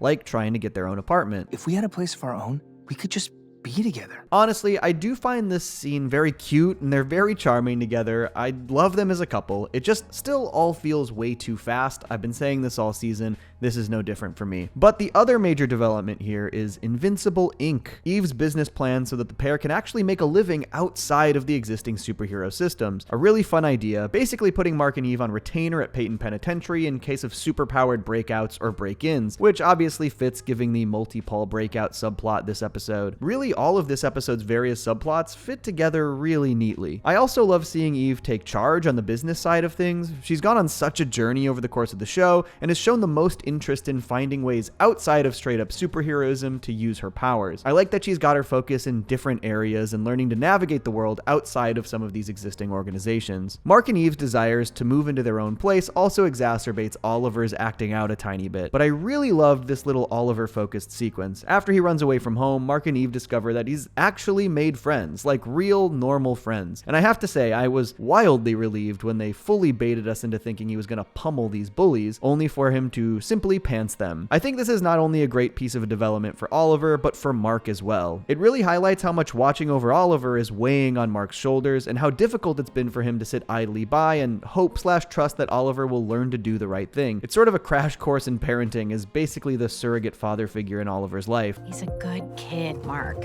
This is further exacerbated by the fact that Debbie is really counting on Mark to help, since having a purple superpowered alien child isn't exactly precedented. Debbie really struggles with the idea of how she might be able to handle parenting Oliver on her own. I can't follow him like you can, Mark. This also adds to that ever-building pressure that Mark is feeling. There is just an overwhelming number of things coming at him from all angles. The impending Viltromite invasion, being at odds with Cecil, the mysterious drones spying on him and his family, general superheroing duties and making ends meet, and then balancing that with his love life and family life. Of course, he's incredibly worried about his brother and mom, who were nearly killed the previous season. It's easy to understand why he's starting to crack a little bit, why he's becoming a little more hardened and angsty in this era. This episode goes a long way to highlight that sort of Peter Parker problem, the work-life balance issue. Mark and Eve spend the entire episode figuring out how they can start their life together and do what's best for them, and by the end, they realize that they don't really have that luxury yet. And we'll get back to that. All of these stories culminate in a big, messy, organized crime dragon attack. Does that track at all? I actually really love how this all plays out. Titan basically 4D chesses himself to freedom by working with Machine Head again and playing Liu and the Order. He allows Liu to believe he was in control, assaulting Peyton Penitentiary to break Paul out, but during the chaos, Isotope breaks Machine Head out of the very same prison. But before we get into those results, let's talk about the dragon fight. Another reason I'm kinda shocked by anyone who says this episode was boring filler, this shit is fun, and seeing Mark and Eve team up in such an effective and satisfying way is a really great reflection of how in sync they are in terms of their relationship. They've just been really successful in terms of being there for and supporting one another, and that's showcased in both their personal lives and in the way they fight. Not to mention Eve's sick pink energy armor. Though once again, Mark really does kind of get his ass kicked here. Even though he does manage to kill Liu one time, dude just regenerates, and Mark is basically fully impaled. I don't know how he made it out of this one. But what makes these intertwining stories work for me is the Machine Head reveal. Once he breaks out of prison, he full-on murders Liu when he's in his dragon trance, stopping the assault on the prison and leaving a very vacant position at the top of the Order. And because this was all facilitated by Titan, he gets what he wants as well. Even though he previously was responsible for usurping Machine Head, by helping him take this even higher position of authority, Titan gets exactly what he wants. He gets to keep his position, and he gets out of the Order. With one caveat though. Backstab me again, and I'm gonna drown you in your kid's blood. Though I do have to say, the post-credit scene being another character who has just died, immediately being resurrected, did kind of annoy the hell out of me. But yeah, Liu will be back for blood. Again, I really think this episode is just well written. It's a lot of seemingly disparate stories seamlessly woven together into a really cool fight and showdown with a lot of fun twists. But on a character level, they do one thing that went a really long way for me. Remember how I have not shut up about how, despite their chemistry, Mark and Eve have been moving way too quickly as a couple? I have been feeling like things were moving kind of fast. Thank you, Eve. Eve and Mark both decide that moving in together isn't really feasible with everything that's going on, and they acknowledge that they will probably benefit from not rushing too quickly into anything right now. I really love Eve and Mark together, so this was something I really needed. A proper in-universe acknowledgement of what I felt was more of a pacing issue in an episode that, in my opinion, really helps even out that pacing. This episode was so vitally important for its characters and maneuvering various pieces within the world building, and though I know some people felt like it was quote-unquote filler, obviously these events are going to play roles later in the show. Liu's betrayal and resurrection, Multi-Paul's breakout, Machine Head's claiming of the Order, Titan's precarious position as a mob boss while trying to protect his family, so many new pieces on the board, and now, after a couple of slower, more paced out episodes, the season is likely going to barrel full speed ahead towards what will undoubtedly be an explosive final stretch of the season. Well, that was devastating. This week's Invincible, titled All I Can Say Is I'm Sorry, is not just my favorite of the season so far, it is easily one of my favorites in the show's history. It's a prime example of the ways this show is willing to explore the trickle effect of a superhero-powered world, and ways our heroes' actions, even when righteous, can have lasting, devastating effects on the world and its citizens. It's about how when the world leaves its citizens behind, they desperately seek out somewhere to put the blame, some explanation as to why things are happening to them. It asks whether or not heroes, even ones that are trying to help the world, should be made to answer to that world for the decisions they make. In fact, I think this episode basically succeeds where another massive big budget blockbuster superhero movie failed at exploring very similar themes, and I can't wait to dive into it more. Spoilers for the episode All I Can Say Is I'm Sorry ahead. Okay, obviously there's a lot in this episode, but yes, the focus of this video is Scott Duvall, aka Powerplex, played by guest star Aaron Paul, who is excellent. Hooray! league. The episode opens with a flashback scene set during the events of episode 108, the season 1 finale. It shows Scott spending an afternoon with his sister and niece in Chicago before revealing that it takes place during the big Invincible/Omni-Man disaster. I highly recommend going back and rewatching these moments from 108 as well, because it adds a whole additional devastating layer to the circumstance as you see Jessica and Gretchen's final moments and how hard Mark fought to save them. But all Scott sees is Invincible and Omni-Man fighting, causing unimaginable destruction, leading to the horrifying death of his sister and niece. Okay, I'm just gonna get into this now. This entire episode is doing Zack Snyder's Batman v Superman, but, well, better. Both open showcasing prior events in the timeline from a new perspective. BVS shows the climax of Man of Steel, Invincible shows the events in Chicago. And both try to show that, from another perspective, it's harder to see Invincible or Superman as a hero, and pretty easy to see them as the source of death and devastation. And both of these narratives deal with not only the people who suffered most in these devastating events, but how the world has left those people behind, and how they feel that the heroes in question should have some level of culpability. Compounded by the fact that these heroes are put on pedestals and heralded as saviors without even an investigation into their thought processes or decision making during those events. Obviously, we as an audience saw in 108 that the circumstances were near impossible to avoid, that Mark was doing what he thought he needed to do to save the most people. We literally saw that Mark tried desperately to save Jessica and Gretchen specifically, and that he was absolutely gutted with despair when he failed. But we're looking at things from the perspective of a viewer who gets full context.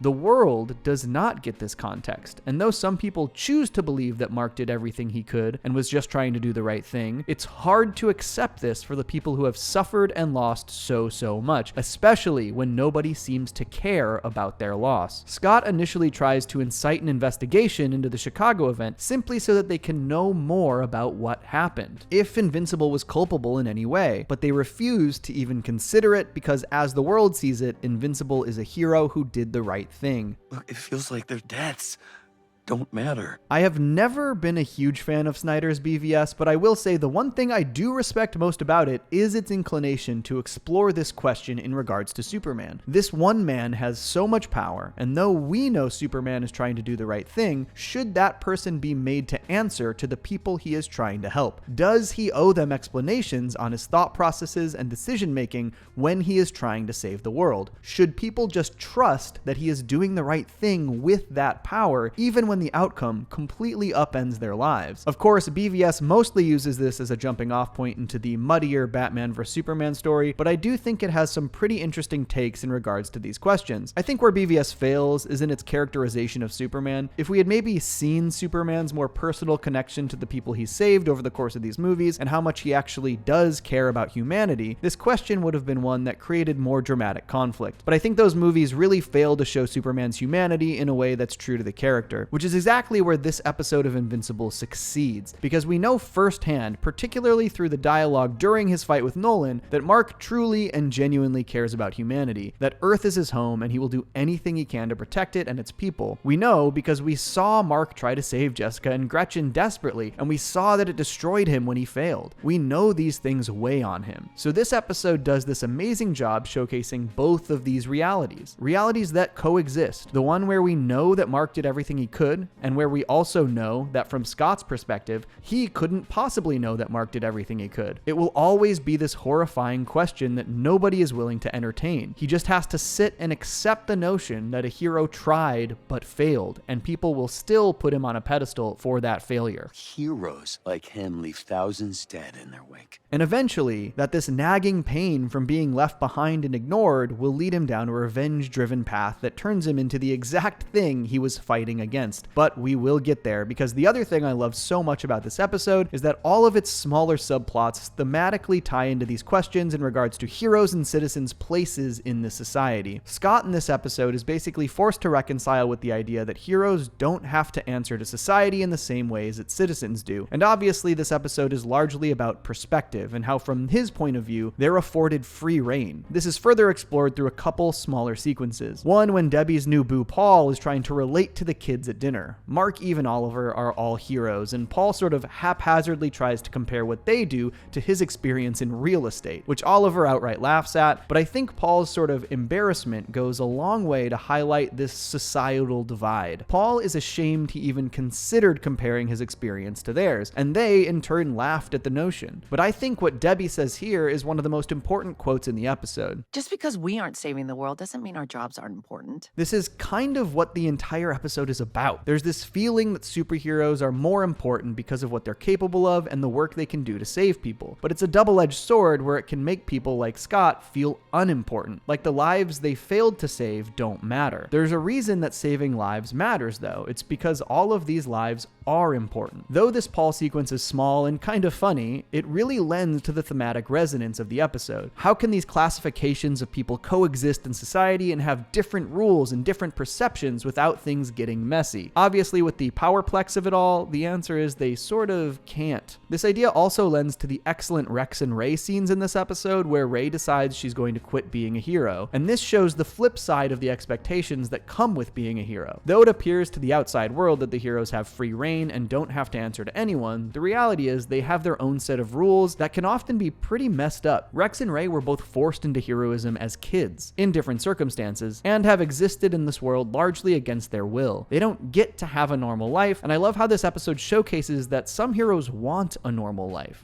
Are you happy almost dying over and over again so other people can live the lives we never get? In regards to Rex, he's somebody who has never really had his own identity outside of this superhero persona. So not only is he somebody who doesn't have a regular life to go back to, he wouldn't even know how to have a regular life. The last sequence that I think really lends to these themes of the episode focus on Oliver and perspective. Oliver struggles with the idea that his father is not only a bad person, but that the entire world sees him as this bad person, particularly when he only has these amazing memories of him, and that he believes if his mother loved Nolan, that he must have been good. He struggles to understand that Nolan could have done heroic things and unspeakably evil things. They don't know about Thraxa, or the Viltrum Empire, or anything that happened since Dad left. Oliver's desire for Nolan's good qualities to be seen alongside his bad qualities is really difficult for him to reconcile with, that there are these two sides to Nolan, and that the things he did to Earth could never really fully be made up for in the eyes of Earth's citizens, no matter how righteous. And I think this ties to the Powerplex dilemma on a larger scale. It's all about that perspective, where Powerplex sees the damage that was directly caused by Invincible's actions, and no matter what people say Mark has done to save others, it doesn't make up for it to him. Okay, let's dive back into that Powerplex storyline, because while I do love the way this episode helps you empathize with Scott and people who have suffered like him in this superpowered world, they also take this revenge storyline to its most devastating conclusion. Because the world leaves him behind and he sees no other options, Scott tries to take matters into his own hands. He gets a job at the GDA and starts investigating the events himself. He starts stealing tech that helps charge up his limited electricity abilities so that he can actually find justice for himself. His wife is even there to support him every step of the way, down to listening to and advising on his monologue for Invincible when he finally faces him. Of course, the other major aspect of this episode is that Mark basically dodges every opportunity to face Powerplex that arises, leading to more frustration from Scott, making him feel even more insignificant. During their first possible encounter, Scott jumps off a building to charge up and starts calling out for Invincible while on the news. During this, Mark is at William's birthday at the bowling alley, which is overall another great scene. I really loved seeing Mark and Amber reunite for the first time in their new lives and how much better they're both doing in their new relationships. It was charming to see. I really appreciate that they both still have so much love for each other despite things not working out between them and them knowing that things are better off now. But what really stuck out during this scene was that when Mark turns off the news before he can hear Powerplex call out for Invincible, basically everyone who knows that Mark is invincible was a little confounded by his behavior. What?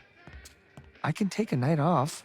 You know there's other heroes out there, right? I think particularly with Amber and Eve reacting so confusedly, especially with Amber not having seen Mark in quite a while and really seeing the contrast between how he was in previous seasons and how he is now. Just another example of how Mark's attitude has really shifted this season. But Powerplex's experience fighting Shapesmith instead of Invincible is so vital to the slippery slope he slides down over this story. Obviously, Powerplex wants to face Invincible. He didn't intend to fight anybody else. And so when Shapesmith shows up, he mostly tries to ignore him, to brush him off, until Shapesmith just starts pummeling the shit out of him. That pummeling obviously charges up Scott's electrical abilities, and ultimately, he fully zaps the hell out of Shapesmith to the point where the bystanders think that Shapesmith might be dead. This could have been such a turning point for Scott if he hadn't been so driven by revenge, because he was basically on the other end of exactly what he experienced with Invincible. He knows that he wasn't trying to hurt Shapesmith. He was in full defense mode, but to the bystanders, it looked like Scott fully attacked and nearly killed him. He attacked me! You saw what happened! Oh man, you saw what happened hits so hard here, because yeah, they did see what happened, but their perception of exactly what went down didn't have the full context. They only saw what they saw. And so now, Scott is being judged by these bystanders in a wildly negative way, the same exact way he judged Invincible. And I'm not saying he doesn't have the right to question the events of Chicago. It's a near impossible scenario to even comprehend. Of course you would want answers, but if Scott had not been quite so far down that revenge-driven path, maybe this could have been the wake-up call he needed to understand how tough it is to fully grasp the context of these kinds of complicated superpowered scenarios. Only Scott knew his intentions, and everyone else judged his intentions based on what they saw. Does that sound familiar, Scott? We haven't even really touched on Scott's family and how his and his wife's revenge-driven obsession is basically leading to them neglecting their toddler. This man is doing everything in pursuit of justice without realizing how his actions are actually causing more harm to those around him. And his wife is the one who tells him he'll get another shot at Invincible at the memorial service for the victims of the events in Chicago, where he interrupts the speeches and once again tries to lure out Mark. But this time, Eve and Debbie convince Mark to stay back while Eve deals with it. Eventually, the Guardians show up, and once again, Scott feels fully ignored by Invincible. With the rage he's already feeling, to have two separate public incidents like this both go awry, man, this dude has just gotta be seething at this point. You go fully ignored when you voice your concerns, and then when you take matters into your own hands, you still get ignored? Not a surprise that he busts out of the prison truck and tries one more time. I love how this event affects Mark, though. Though he didn't face Powerplex, the incident basically shifts his perspective and forces him to really face the reality of what happened in Chicago. We know the events weighed on him, but even earlier in the episode, he considered not going to the memorial. He said he thought it might be disrespectful, but I think it's obvious it was because he was afraid to reconcile with the destruction he was a part of. Now, after he heard the cries of somebody who was affected by that destruction, he considers his part in it. But shouldn't I be seeing stuff like this? Shouldn't we really understand the consequences of what we do? One thing that really sticks out to me this entire episode is Scott's emotional state. It's clear that he only sees his actions as a last resort, sort of a desperation move. He's not getting anything positive out of it. During the scene earlier when he's practicing his monologue for Invincible, he just immediately starts sobbing afterwards. And this emotional state is sold so well by Aaron Paul, who just does an incredible job with his performance. And obviously the big climax is where it's best showcased. After escaping the prison truck, he and his wife decide that pretending that she and their son have been kidnapped by him and held hostage is the only way to lure out Invincible. This scene in the ruins of the very building where Invincible failed to save Jessica and Gretchen is so good. It showcases Mark's genuine remorse as he desperately tries to apologize for his failures. I can't imagine what you went through, or the pain you're feeling. But most importantly, Scott expresses that issue at the core of this episode. He needs to know why Invincible gets the privilege of being superpowered, why he sits in a different class when so many others die in these superpowered events. What makes you so special? I think this is a question that sort of extends into our real world. At its core, it's just, why do some people have more privilege? Why do bad things happen to good people? Why isn't life fair? Obviously, this is true in the real world as well, but particularly in this world with heroes and villains, many of these things have such explosive, violent consequences. Maybe most chillingly, Scott expresses his biggest issue with Invincible right before his revenge drives him to become that very thing. You're the one who kills innocent people. I can't say enough about this electric climax, as Scott finally gets the best of Mark and fills his attack with all of that seething rage and resentment he's been feeling, doing what he felt was the right and justified thing to help people, only for those powers to extend beyond his control, killing his own wife and child. Holy shit. we know Scott wasn't doing the right thing here, but for him to be so committed in his belief that he was getting justice for people who have been wronged, only to enact the same kind of collateral damage that led him to believe this about Invincible in the first place, it's just so brutal. I love this scene at the prison after this in particular, where Mark tries desperately to convey his regret to Scott, to convey how he's still growing and how this is going to help him be a better hero. And I just love how Scott's reaction highlights how tone deaf this was for Mark to say. This man lost his entire family through these events, and Mark is standing there telling him to feel comfort for the ways it helped him, the person that Scott blames for all of this. Read the room, dude. I love Mark. I know he tries his best, but I think one of the things that makes this show so great is the fact that Mark is still growing and learning. He's super young still, but his actions have massive consequences, so his growing pains hurt more people than just himself. The way we all reconcile with the mistakes we've made in our lives, Mark has to reconcile with 10 times bigger mistakes because of the nature of his place in the society. That's one of the biggest through lines we've seen through these 3 seasons. I mentioned that BVS sort of uses the whole "who does Superman answer to" concept as a jumping off point, and I do really wish that it reconciled with it more in its resolution, but obviously it turns into something a lot bigger and more comic booky by the end of that movie. But I think Invincible takes the idea to its most devastating conclusion, and it actually ties to this season's themes really effectively. In the beginning of the season, Mark is very self-righteous about his heroism, about who should and shouldn't be allowed to be a hero, whose pasts should exclude them from being able to help moving forward. And then slowly his confidence in these ideals are weathered down over the season, through Oliver asking questions about their dad and if the good he did matters when he's also done bad, through his experience in the future, being forced to kill the tyrannical future version of Immortal, despite him knowing Immortal as somebody who saved so many people. And now, through reconciling with the fact that though he believed he was doing the right thing throughout the events in Chicago, his actions did still have consequences. Every single minute detail in the decisions he made during these kinds of life and death situations affect so many people, affect so many paths. If he had managed to save Jessica and Gretchen, Scott wouldn't have fallen down this revenge-driven path and become the very thing he sought justice against. Okay, let's see if there are any odds and ends to talk about that I didn't fit into this video so far. I know a lot of people loved the Invincible title drop in this episode, but man, it kind of annoyed the hell out of me. Dropping the title card every time Powerplex yells his name over and over again. I think it's funny as like a meme, but in an episode this heavy, I wasn't a huge fan. That's just me though. I adore how Rex and Ray's relationship has developed, not a pairing I'd ever considered, and they really just work together. It's super cute. Rudy actually figuring out a way to stop Amanda's de-aging problem with her abilities, that's such a great scene. Even though it's filled with the funniest mishmash of science x magic mumbo jumbo, but seeing Amanda so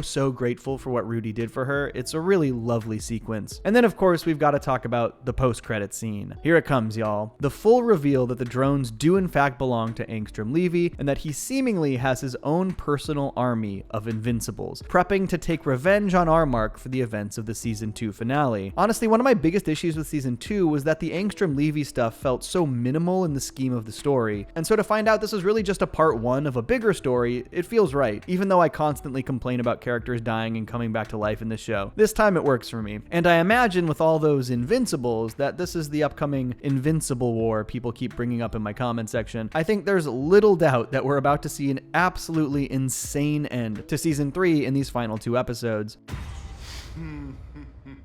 Whew, now that was an episode of Invincible. Dear Lord. After a couple of slower paced episodes, which I felt the season desperately needed personally, the show is barreling forward at a breakneck pace into some of the most brutal and affecting stories the show has to offer. This one obviously portraying the Invincible War, something that the fans of the comics have been so excited about they have not been able to help but comment about it. And honestly, it did live up. This episode is absolutely bonkers, portraying some of the darkest and most brutal scenes in the show and challenging Mark in a way that I don't think he could have even comprehended before this. Man, I do love the way this episode not only just accelerates the events of the season full speed ahead, but uses this massive crisis to challenge everything Mark has been struggling with this season. And fittingly, it starts with a flashback to the end of last season, revealing exactly what happened to Angstrom and how he's returned after Mark seemingly killed him. And it is a brutal sequence. They really get up close and personal with the carnage. It's gross. Not sure how much I can actually even show here. Probably have to blur a lot of it. I'm not sure I love the initial concept of how Angstrom survived, it is hard to believe that this is a living thing right here, but I guess it does also showcase his resilience, his strength, and of course sets up the technicians as he crawls into the portal and they put him back together. But as I mentioned in my last video, I do love the idea that Angstrom survived and that he'll be an ongoing foil for Mark. As much as I loved Season 2, Angstrom was set up early and felt largely removed from most of the events of that season, at least until the finale, and it all felt very rushed and quick. It seemed like they were setting up a bigger ongoing baddie, and then at the end of Season 2, I was kind of like, oh, that's it for Angstrom? He's dead? So for me, his return here is welcome, and I love that he's going to have this ongoing feud with Mark and that it's getting increasingly personal. And his plan is also pretty diabolical. We had seen alternate Marks back in Season 2 and got a taste of how evil they can be, but Angstrom's plan to use these evil Invincibles to not only absolutely decimate our Mark's Earth, but make the planet's citizens associate the biggest mass disaster event in human history with Invincible, bro, that is a lot. That is one way to get back at a dude.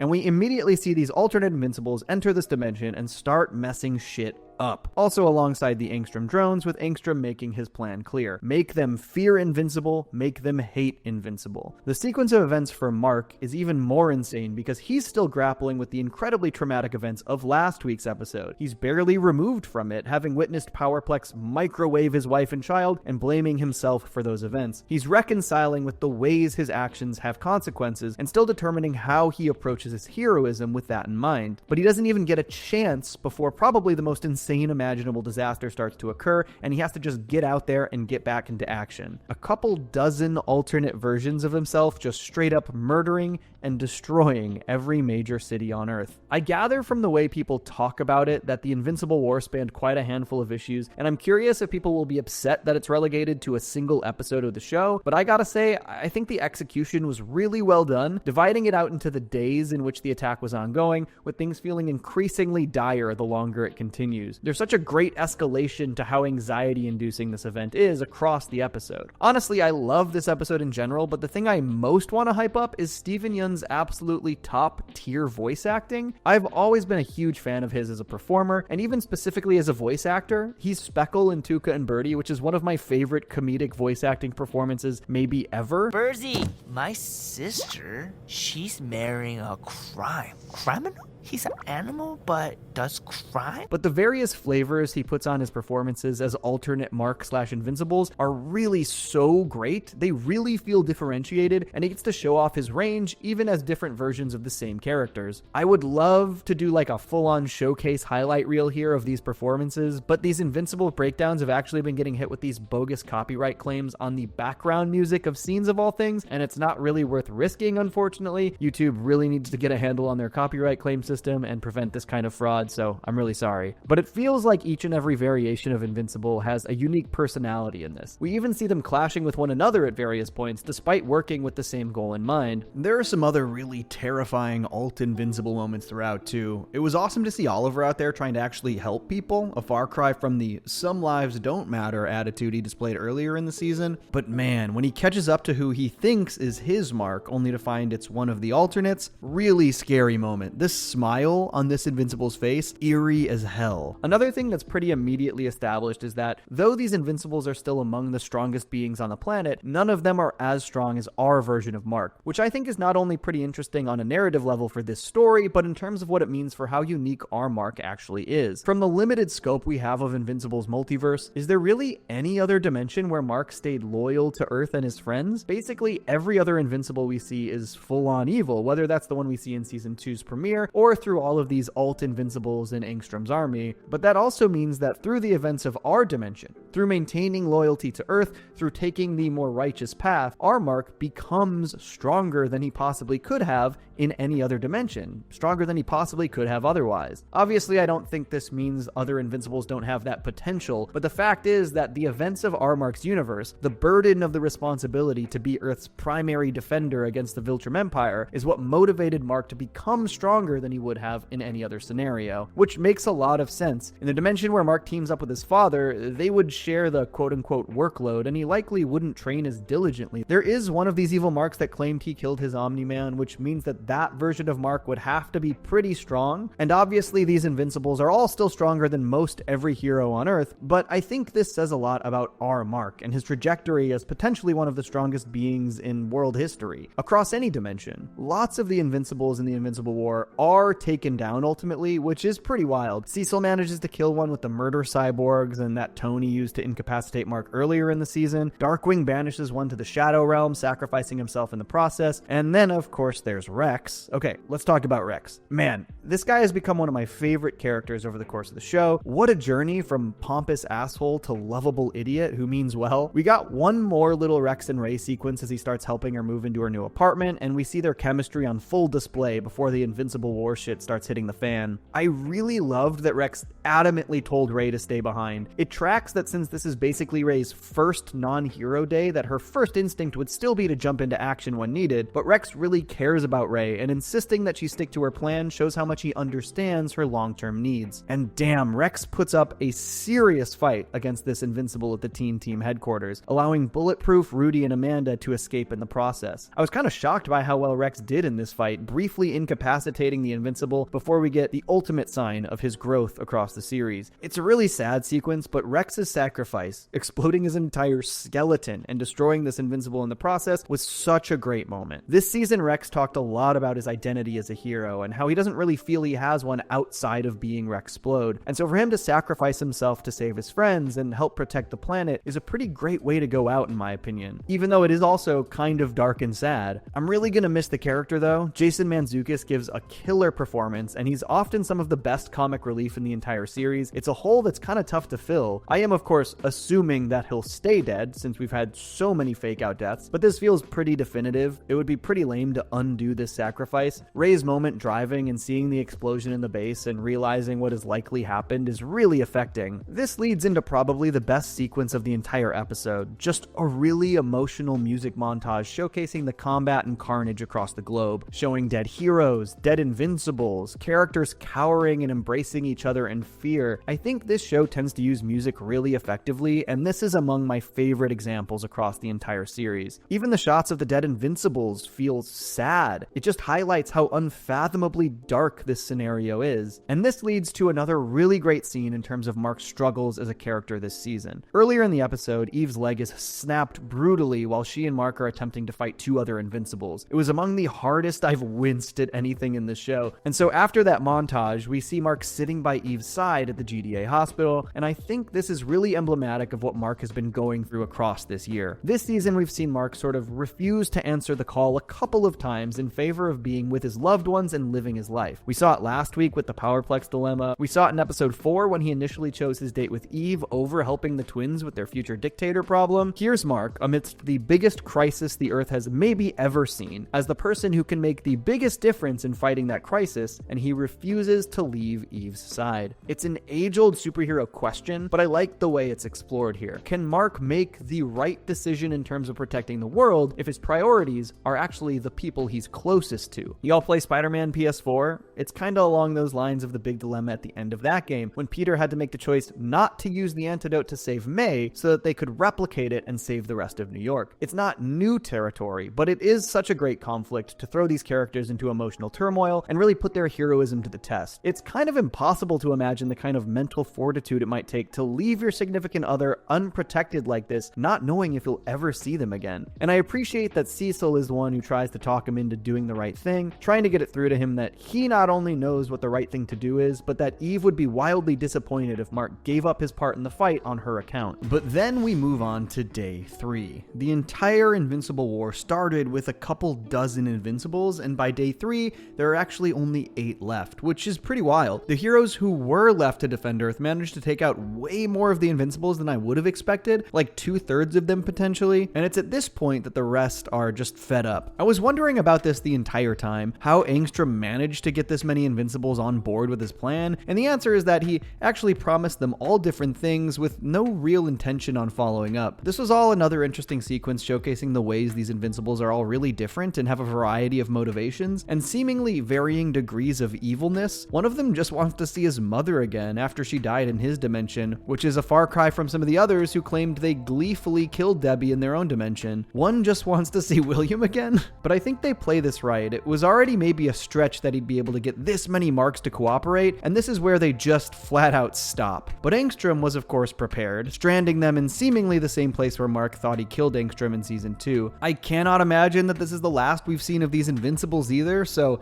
eager to see when Chekhov's Invincibles fire. And this face-off between our Mark and Angstrom is a really great rematch. Angstrom has more at his disposal this time, seemingly being even more adept with his portals and utilizing the countless drones. Honestly, the way the drone swarms were animated was so cool. It's basically showcased like the gray goo hypothetical, except these bots aren't nano. It's kind of the same idea on a larger scale though. It just looks like a big glop of goo attacking Mark. And I love how the only real way Angstrom has to counteract Mark's strength is to outsmart and overwhelm him, which still doesn't work in the end. Mark breaking through the drones and reaching Angstrom is super satisfying. This event is going a really long way to make Mark question his own ideals. He outright says this later in the episode, so it's not like I'm doing any insane analysis here, but obviously he's been beating himself up about killing Angstrom since the end of season 2. And here he is, faced with the fact that by failing to kill Angstrom, he actually unleashed the absolute worst mass disaster in human history upon the planet. It's basically the exact same thing he was grappling with in regards to the Powerplex event, except scaled up times hundreds of thousands. He is faced with the unmistakable reality that if he had not failed to kill Angstrom, hundreds of thousands of people would still be alive. That is heavy. By trying to be the bigger, more righteous person, he inadvertently allowed mass murder to enter his dimension. But this moment where he catches up to Angstrom is where he's really faced with that reality and trying to determine what he needs to do now that he's got Angstrom in his hands, with Oliver screaming in his ear that he needs to end him. But Mark's reluctance lets Angstrom get away one more time, of course, except for one arm. I think it's pretty clear to just about anyone. The man that facilitated the destruction of every major city on the planet alongside hundreds of thousands of deaths, that guy should not be alive. It's a shame Mark realized this a little too late. Angstrom did this because of me.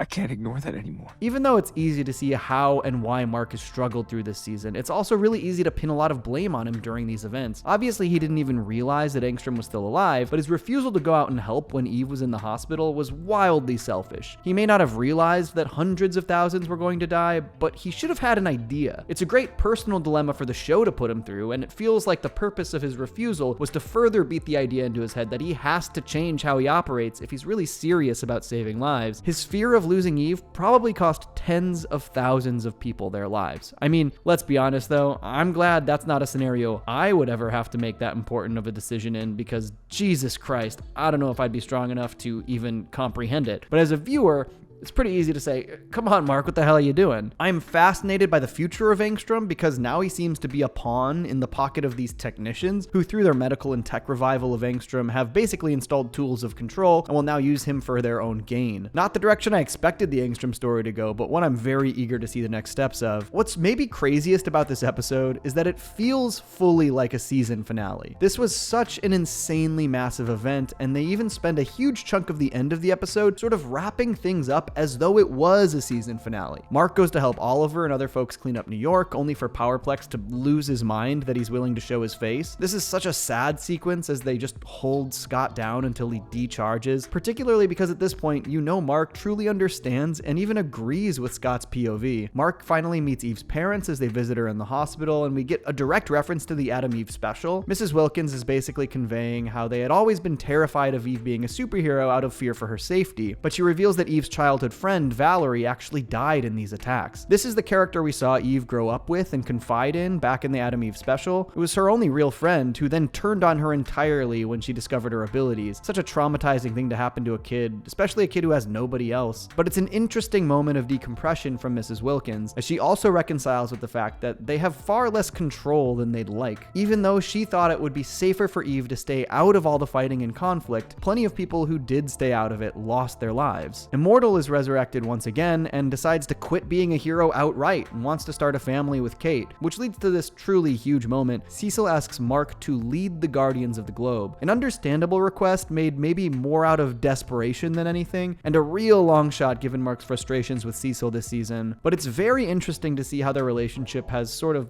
halfway repaired. Mark still doesn't trust Cecil, but he does recognize the dire situation they're all in, the dire situation that Earth is in. He won't lead the Guardians, but he will answer the call if they really need him. Because at this point, what other choice do they have? The planet is in bad shape. But you see what I mean? All of these events, they really feel like end of the story cleanup moments. Obviously though, this is not the finale, because the events of these last 3 episodes of the season are just unrelenting. Enter Conquest. God, what an insane narrative decision this series makes. Unrelenting really is the only word. Mark deals with one of the most personally traumatizing events in his superhero career with Powerplex. Then the biggest disaster in world history immediately strikes the Earth in what turns out to be something that Mark fully blames himself for. There's a death toll in the hundreds of thousands because of this. And do things quiet down after that? Nah. Enter the strongest Viltromite that exists, here for the explicit purpose of taking over Earth. What a show, man. Holy crap, what a finale. Am I right, folks? I mean, fresh on the heels of the Invincible War, Conquest arrives on Earth, and damn, does this whole thing just go so unbelievably hard. Picking up immediately where the previous left off, basically creating a biggest crisis in Earth history doubleheader. This one pits Mark against the strongest Viltromite we've seen thus far, and certainly the strongest that we know about in the show. I'm looking at you, comic book spoilers, but this was one of the most stressful fights in the entire series. Not to mention just one of the coolest and most dynamic fights, to the point where I genuinely think the episode rivals the season 1 finale. And most importantly, the changes we see in Mark alongside the revelations about Eve and her capabilities have the potential to change everything about this series moving forward. So in an insane fashion, last week's episode ended not with the beginning of the cleanup of the Invincible War, but with the immediate arrival of Conquest to take over Earth for the Viltrum Empire. Truly a great cliffhanger, and what a fun villain Conquest is. Dude is just completely out of his mind. He doesn't even seem particularly attached to the Viltrum Empire, which I find really interesting. He's kind of just this sad titan of a man who only finds joy in, fittingly, the difficulty of his conquests. He literally says, "I'm here because I enjoy this.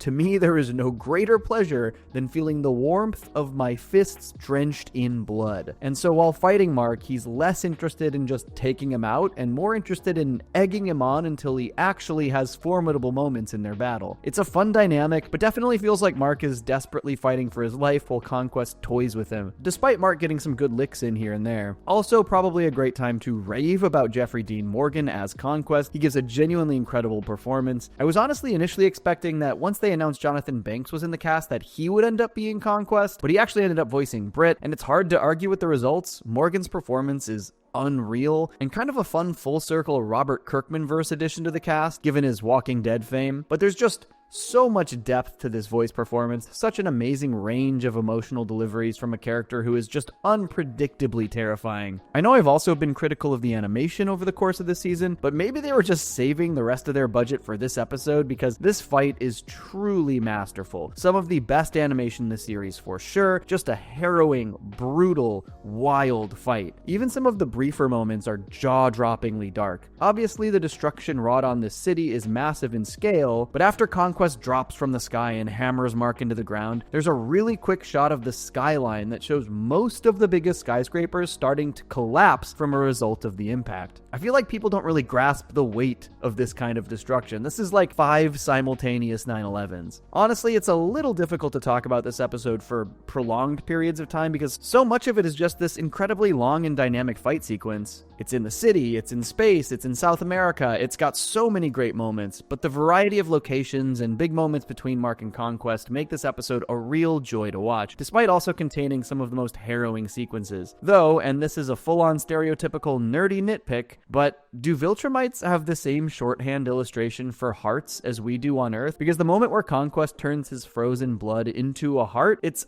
absolutely ice cold, but also, does it make any sense at all? Did Conquest brush up on Earth's art history before he decided to invade? A pretty good moment that my dumb brain clashed with a little bit, but the most I held my breath during the episode was because of Oliver. Whew, God, did I feel for Debbie when she let him go help Mark, and honestly questioned the decision a bit, but I presume it's because Debbie realized that she wasn't ever going to be able to keep Oliver from going to try and help, and that she'd rather give him this advice that she left him with and give them a nice moment together before he runs off into danger. But her cries after he leaves are so brutal and so sad. My God, when Conquest turns his focus to Oliver though, and he holds him above his head, telling him he's gonna rip him in half and eat his heart, I really thought that was it for Oliver. I was watching through my fingers, dreading the result, and I'm so glad that this is not how Oliver goes out. That would have been just an absolutely jaw-droppingly dark way to end his life. And I also really feel for Mark, who just desperately tried to get Oliver out of there before being forced to watch his brother nearly be torn in half. Really glad he managed to save him. And Mark going absolutely nuts to protect his loved ones is a real common thread in this episode, but we will get there. It's a big part of the episode later. Honestly, this moment in South America that starts on the beach where Conquest just drives Mark through countless people, absolutely brutalizing them, tearing them in half, it's arguably more insane than Nolan's train shenanigans in the season 1 finale. Unbridled horror. This guy is a true monster. I mentioned this earlier, but Conquest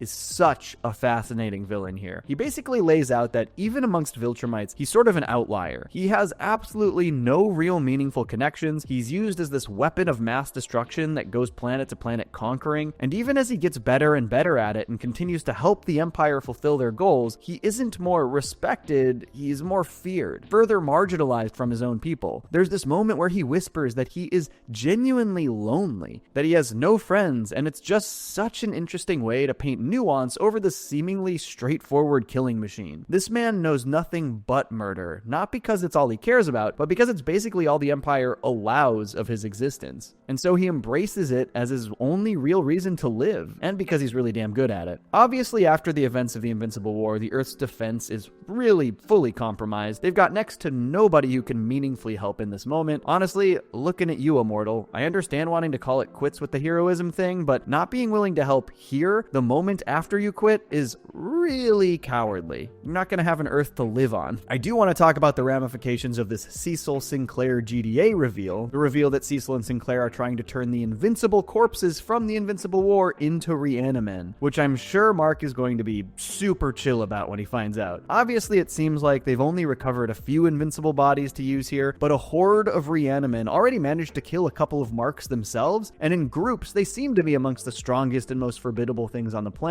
At least 3 invincible Reanimen. Not only is this undoubtedly going to cause a massive conflict with Mark, but I think it's also just a complete necessity for Earth's protection in this moment, knowing the dangers posed by the potential Viltromite invasion and the decreasing formidable defense options. Again, looking at you, Immortal, I just don't think there's any other option that the GDA knows about in this moment. Obviously, they might actually have Nolan, Alan, and potentially more defecting Viltromites to help, but the GDA has no idea that this is a possibility, so I'm pretty eager to see if Mark's new attitude post-season 3 will help him overcome the issues he would obviously have with Cecil using the corpses of his dead alternate selves to create loyal soldiers for the GDA. But the other huge asset they're going to have is Adam Eve, and this is an episode that finally starts to reveal the absolutely massive potential of her abilities, and the fact that she is genuinely one of the strongest beings that exists. Even while injured and recovering, Eve wakes up and insists on being sent into the field to help Mark, and I think this episode is again another great extension of what we've seen from their relationship so far. They are so committed to one another, and they cannot comprehend putting themselves first. They both go so far out of their way to protect and support one another, and in both instances, they motivate each other to be stronger. Even before the big Eve moment in this episode, she puts up an outrageously good fight against Conquest. Even though she's not as physically strong as Mark and can't take as many hits, the way she fights Conquest is arguably much more impressive and wildly creative. It was so sick to see her really showcase her potential against the absolute strongest opponent we've seen so far, primarily in defense of Mark. This stuff absolutely rules. Of course, as I mentioned, she isn't as physically strong, so when Conquest does finally get to her,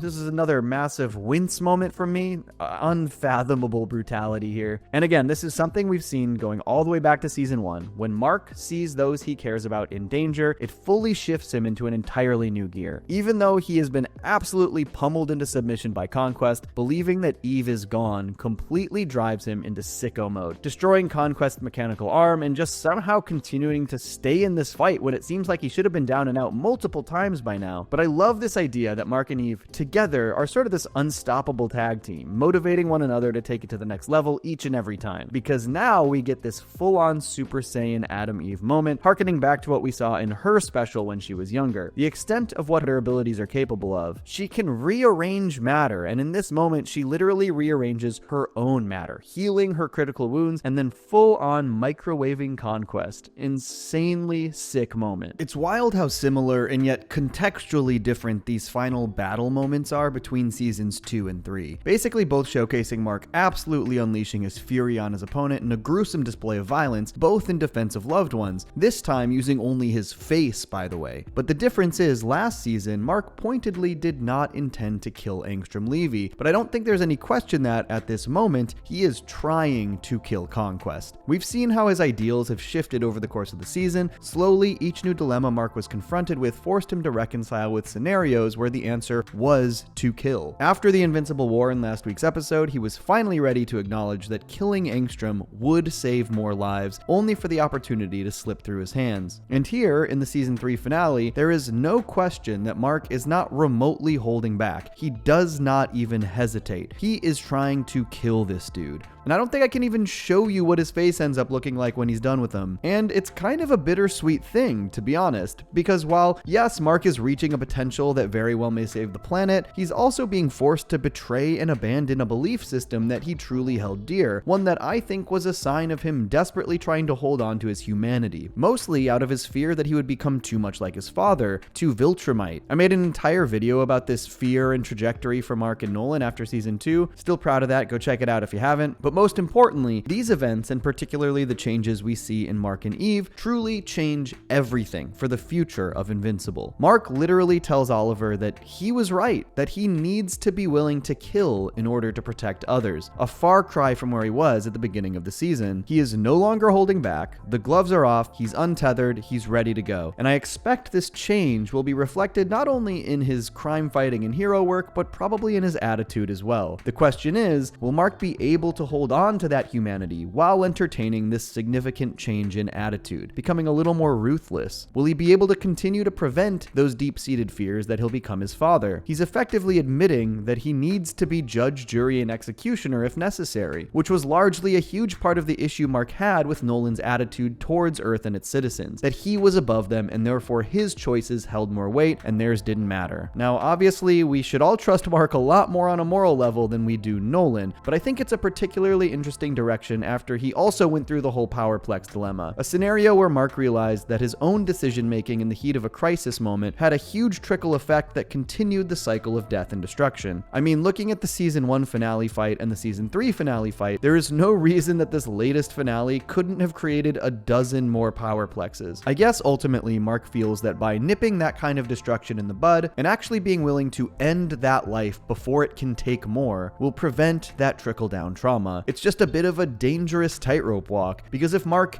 is that much more willing to kill, is that much more willing to be judge, jury, and executioner, there is much less room for error. And if he fucks it up, he might just be seen by the world as another killer Invincible, just like his alternate brethren. Might just be seen as another Viltromite, like Conquest and like his father. He has to truly avoid mistakes at all costs if he wants to maintain public favor and be able to continue to protect the planet. Eve's evolution here is also clearly a huge game changer. She's always been incredibly powerful, but the fight against Conquest truly showed another level of her capabilities, even before the full ability unlock that altered her own molecular structure. And I am so eager to see how Eve starts to exercise these abilities beyond what we've seen, and if we should expect her to continue to train in a way that levels her up to another absolute top-tier meta-human. But the thing I'm maybe expecting a bit more concernedly is that Cecil is absolutely going to want to try and tap in and take advantage of the limitless potential of Eve's unblocked abilities. The ability to manipulate, create, and change matter just creates far too many possibilities for him to ignore it. The GDA is already capable of so much, and Eve can basically do any of what they do with a snap of her fingers when her abilities are unchecked. It's a time and money saver on an unbelievable level. The rest of this episode does a ton of narrative cleanup, kind of like the end of the last episode, except it really is the finale this time. Eve opens up to Mark about the extent of her abilities and the blocks and why she survived. Debbie understandably spirals about the lives that her children are living and how unfair it is that so much is foisted upon them. Mark straight up tells Cecil to burn Conquest's body, which, okay, Mark, you know Cecil, you should have watched them burn that body. We'll get to that later. And then we get to see Rex's funeral as well. Before we get to the emotion of this scene, which I like, I have to apologize for once again griping about the animation, but the juxtaposition of this episode going from the absolutely unreal execution of the Conquest fight to this, bro, half of these characters are straight up copy pasted from their model sheets. This is the kind of corner cutting that really bums me out. Not even gonna give these characters like a mournful hand folded pose like they managed for Rudy and Amanda, just straight faced forward staring. Rough, man. But I do love the emotion behind this scene and the way they stop to honor Rex. Honestly, Rex had such a great sort of sleeper arc in my opinion. He was obviously very hateable at first and he never really strayed too far from that big personality that made him stand out. But over these 3 seasons, he slowly adjusted his more core actions in a way that showed growth and endeared him to the audience. If any character's death deserves a full scene to honor them, I think it's this one. I will say though, I kinda hate that Rudy decided to change his name to Rex. Dude already non-consensually cloned Rex and put himself in the body, and I kinda think that just fully adopting his name now as well is more disrespectful than it is respectful. Just putting all the finishing touches on your long con identity theft, Rudy? But Eve's speech was the kind of short and sweet emotional punch that I really love in this show, as she tearfully and mournfully says that Rex was her first everything, good and bad, and that's all she can even manage. Honestly, it's all she needed to say. You fully understand the complex emotions Eve is feeling. They've fully experienced every emotion together. He was one of her first real confidants and partners. They grew together as heroes, and he was also someone who fully betrayed her trust and won it back. I love her conversation with Mark after this as well, where she talks about how much he changed and how much she laments that she didn't get to spend more time with him. I also love this scene in terms of Mark and Eve's relationship. There are so many dudes who would just be so jealous over their girlfriends saying that they wished they'd spent more time with their ex, but Eve and Mark have so much trust in each other, and Mark understands what Eve and Rex's relationship was. This also leads to a really sweet moment where Mark ill-fittingly smiles at Eve simply because he's just so happy and relieved that she's even alive. And it's kind of the first time that he expresses to her that he really thought she was dead. That is pretty heavy. I know this is an action show, and so many fans are a little impatient when it comes to sitting through character stuff before the more plot-driven action, but I don't think the show works without these kinds of well-written and nuanced relationship dynamics. The action doesn't mean anything if the characters' relationships don't matter to us. The remainder of the episode does some pretty fun table setting, and like, sort of a lot of it, maybe too much. Even right at the end of this really intimate scene where Eve helps Mark into bed, we see that his costume that she matter manipulated off of him seems to be melting into this pink goo, which I expect is definitely related somehow to Eve's abilities and her Super Saiyan episode from the Conquest fight. Really no idea what it means, but very curious. We get a new cliffhanger with the Sequids revealing that they seem to be amassing some head crab zombies in the sewer, which sounds like exactly what Earth needs to deal with post-Invincible War and Conquest. Never a break, is there? Battle Beast awakens from his space hibernation. God knows what he's gonna get up to next season. He's actually also got a whole new comic book miniseries releasing this year at some point, which makes me curious if they'll also be doing some sort of special for him in the future. I'd really like to see that, honestly. Angstrom is given a new mechanical arm by the technicians, who throw out some heavy dimensional takeover implications. It's going to be really interesting to see how they intend to use Angstrom and his powers for their own goals, and these dudes overall seem pretty formidable. And of course, and I fully blame Mark for not following through on this, Cecil has kept Conquest alive in a bunker prison 6 miles underground, with seemingly enough fail-safes to make sure he doesn't escape, but like, why are you tempting fate, bro? I do understand wanting to extract as much info about Viltrum as possible, but dude, this guy killed so many people so fast. And then our post-credit scene is our old friend Damien Darkblood, a guy I like, but low-key forgot about, if I'm being honest. And if I'm being even more honest, I did not love this as a post-credit scene. I like Darkblood, and it was cool to see him again, but I think as a final beat, this lacked the punch you'd want from a final note for a season. A far cry from I Think I Miss My Wife for sure. But I am being told that this scene is apparently 100% original to the animated series and was never in the comic books, which I guess makes it a bit more understandable why it was saved for the post-credit scene, an indication that this show is really trying to expand beyond the scope of the comics. But it also just feels like a lot of new things to be table setting after an already wildly busy season that has a bunch of untouched table settings still. But overall, this finale really rips. I genuinely think it rivals the season 1 finale as one of the best episodes of the show, and this season as a whole I think stands pretty firmly alongside season 1. I don't think season 2 is a particularly big step down either. The show is consistently great, but I also think this season's themes permeate all of the stories in a really impressive way. Mark's journey, questioning his own ideals and what is required from him to be the best hero he can be, stems really beautifully from the trauma he endured at the end of season 2, and it plays out in such a natural escalation. Each new event attacks those ideals from a slightly different angle, forcing him to not just question whether or not his moral high ground is in fact a high ground, but also to examine his own shortcomings/failures and reconcile with the way those have negatively affected others. He's forced to recognize that he doesn't have it all figured out, and that he also has hurt people via his actions even when he thinks he's doing the right thing, and that he might not have the freedom or flexibility to take such an idealistic approach when the lives of others rest with his decision making. And the icing on the cake is that so many of the subplots and side stories of the season also deal within these themes. I really think this is just such a thematically rich season of television, even if I maybe thought it had a bit of a pacing problem. But Invincible remains one of my favorite shows on TV. Its success is such a huge deal for the future of adult animation and its extension beyond the comedy genre, and I cannot wait to see what else they do in this world. I personally am really hoping we do see more specials in the future. I think that Adam Eve special is so great and underrated, and the world is so vast. It feels like there are dozens of opportunities to do more specials, and I think over the next month or so, I'd really like to make character videos focusing on Rex and maybe one focusing on Eve, though there's obviously going to be a lot more of Eve coming up, so I might hold off. But let me know if that's something you'd be interested in. And also, please let me know what you thought about this finale and this season of Invincible as a whole. Thanks for tuning into these breakdowns this year. I had a lot of fun covering the show, and I'll catch you soon. Peace.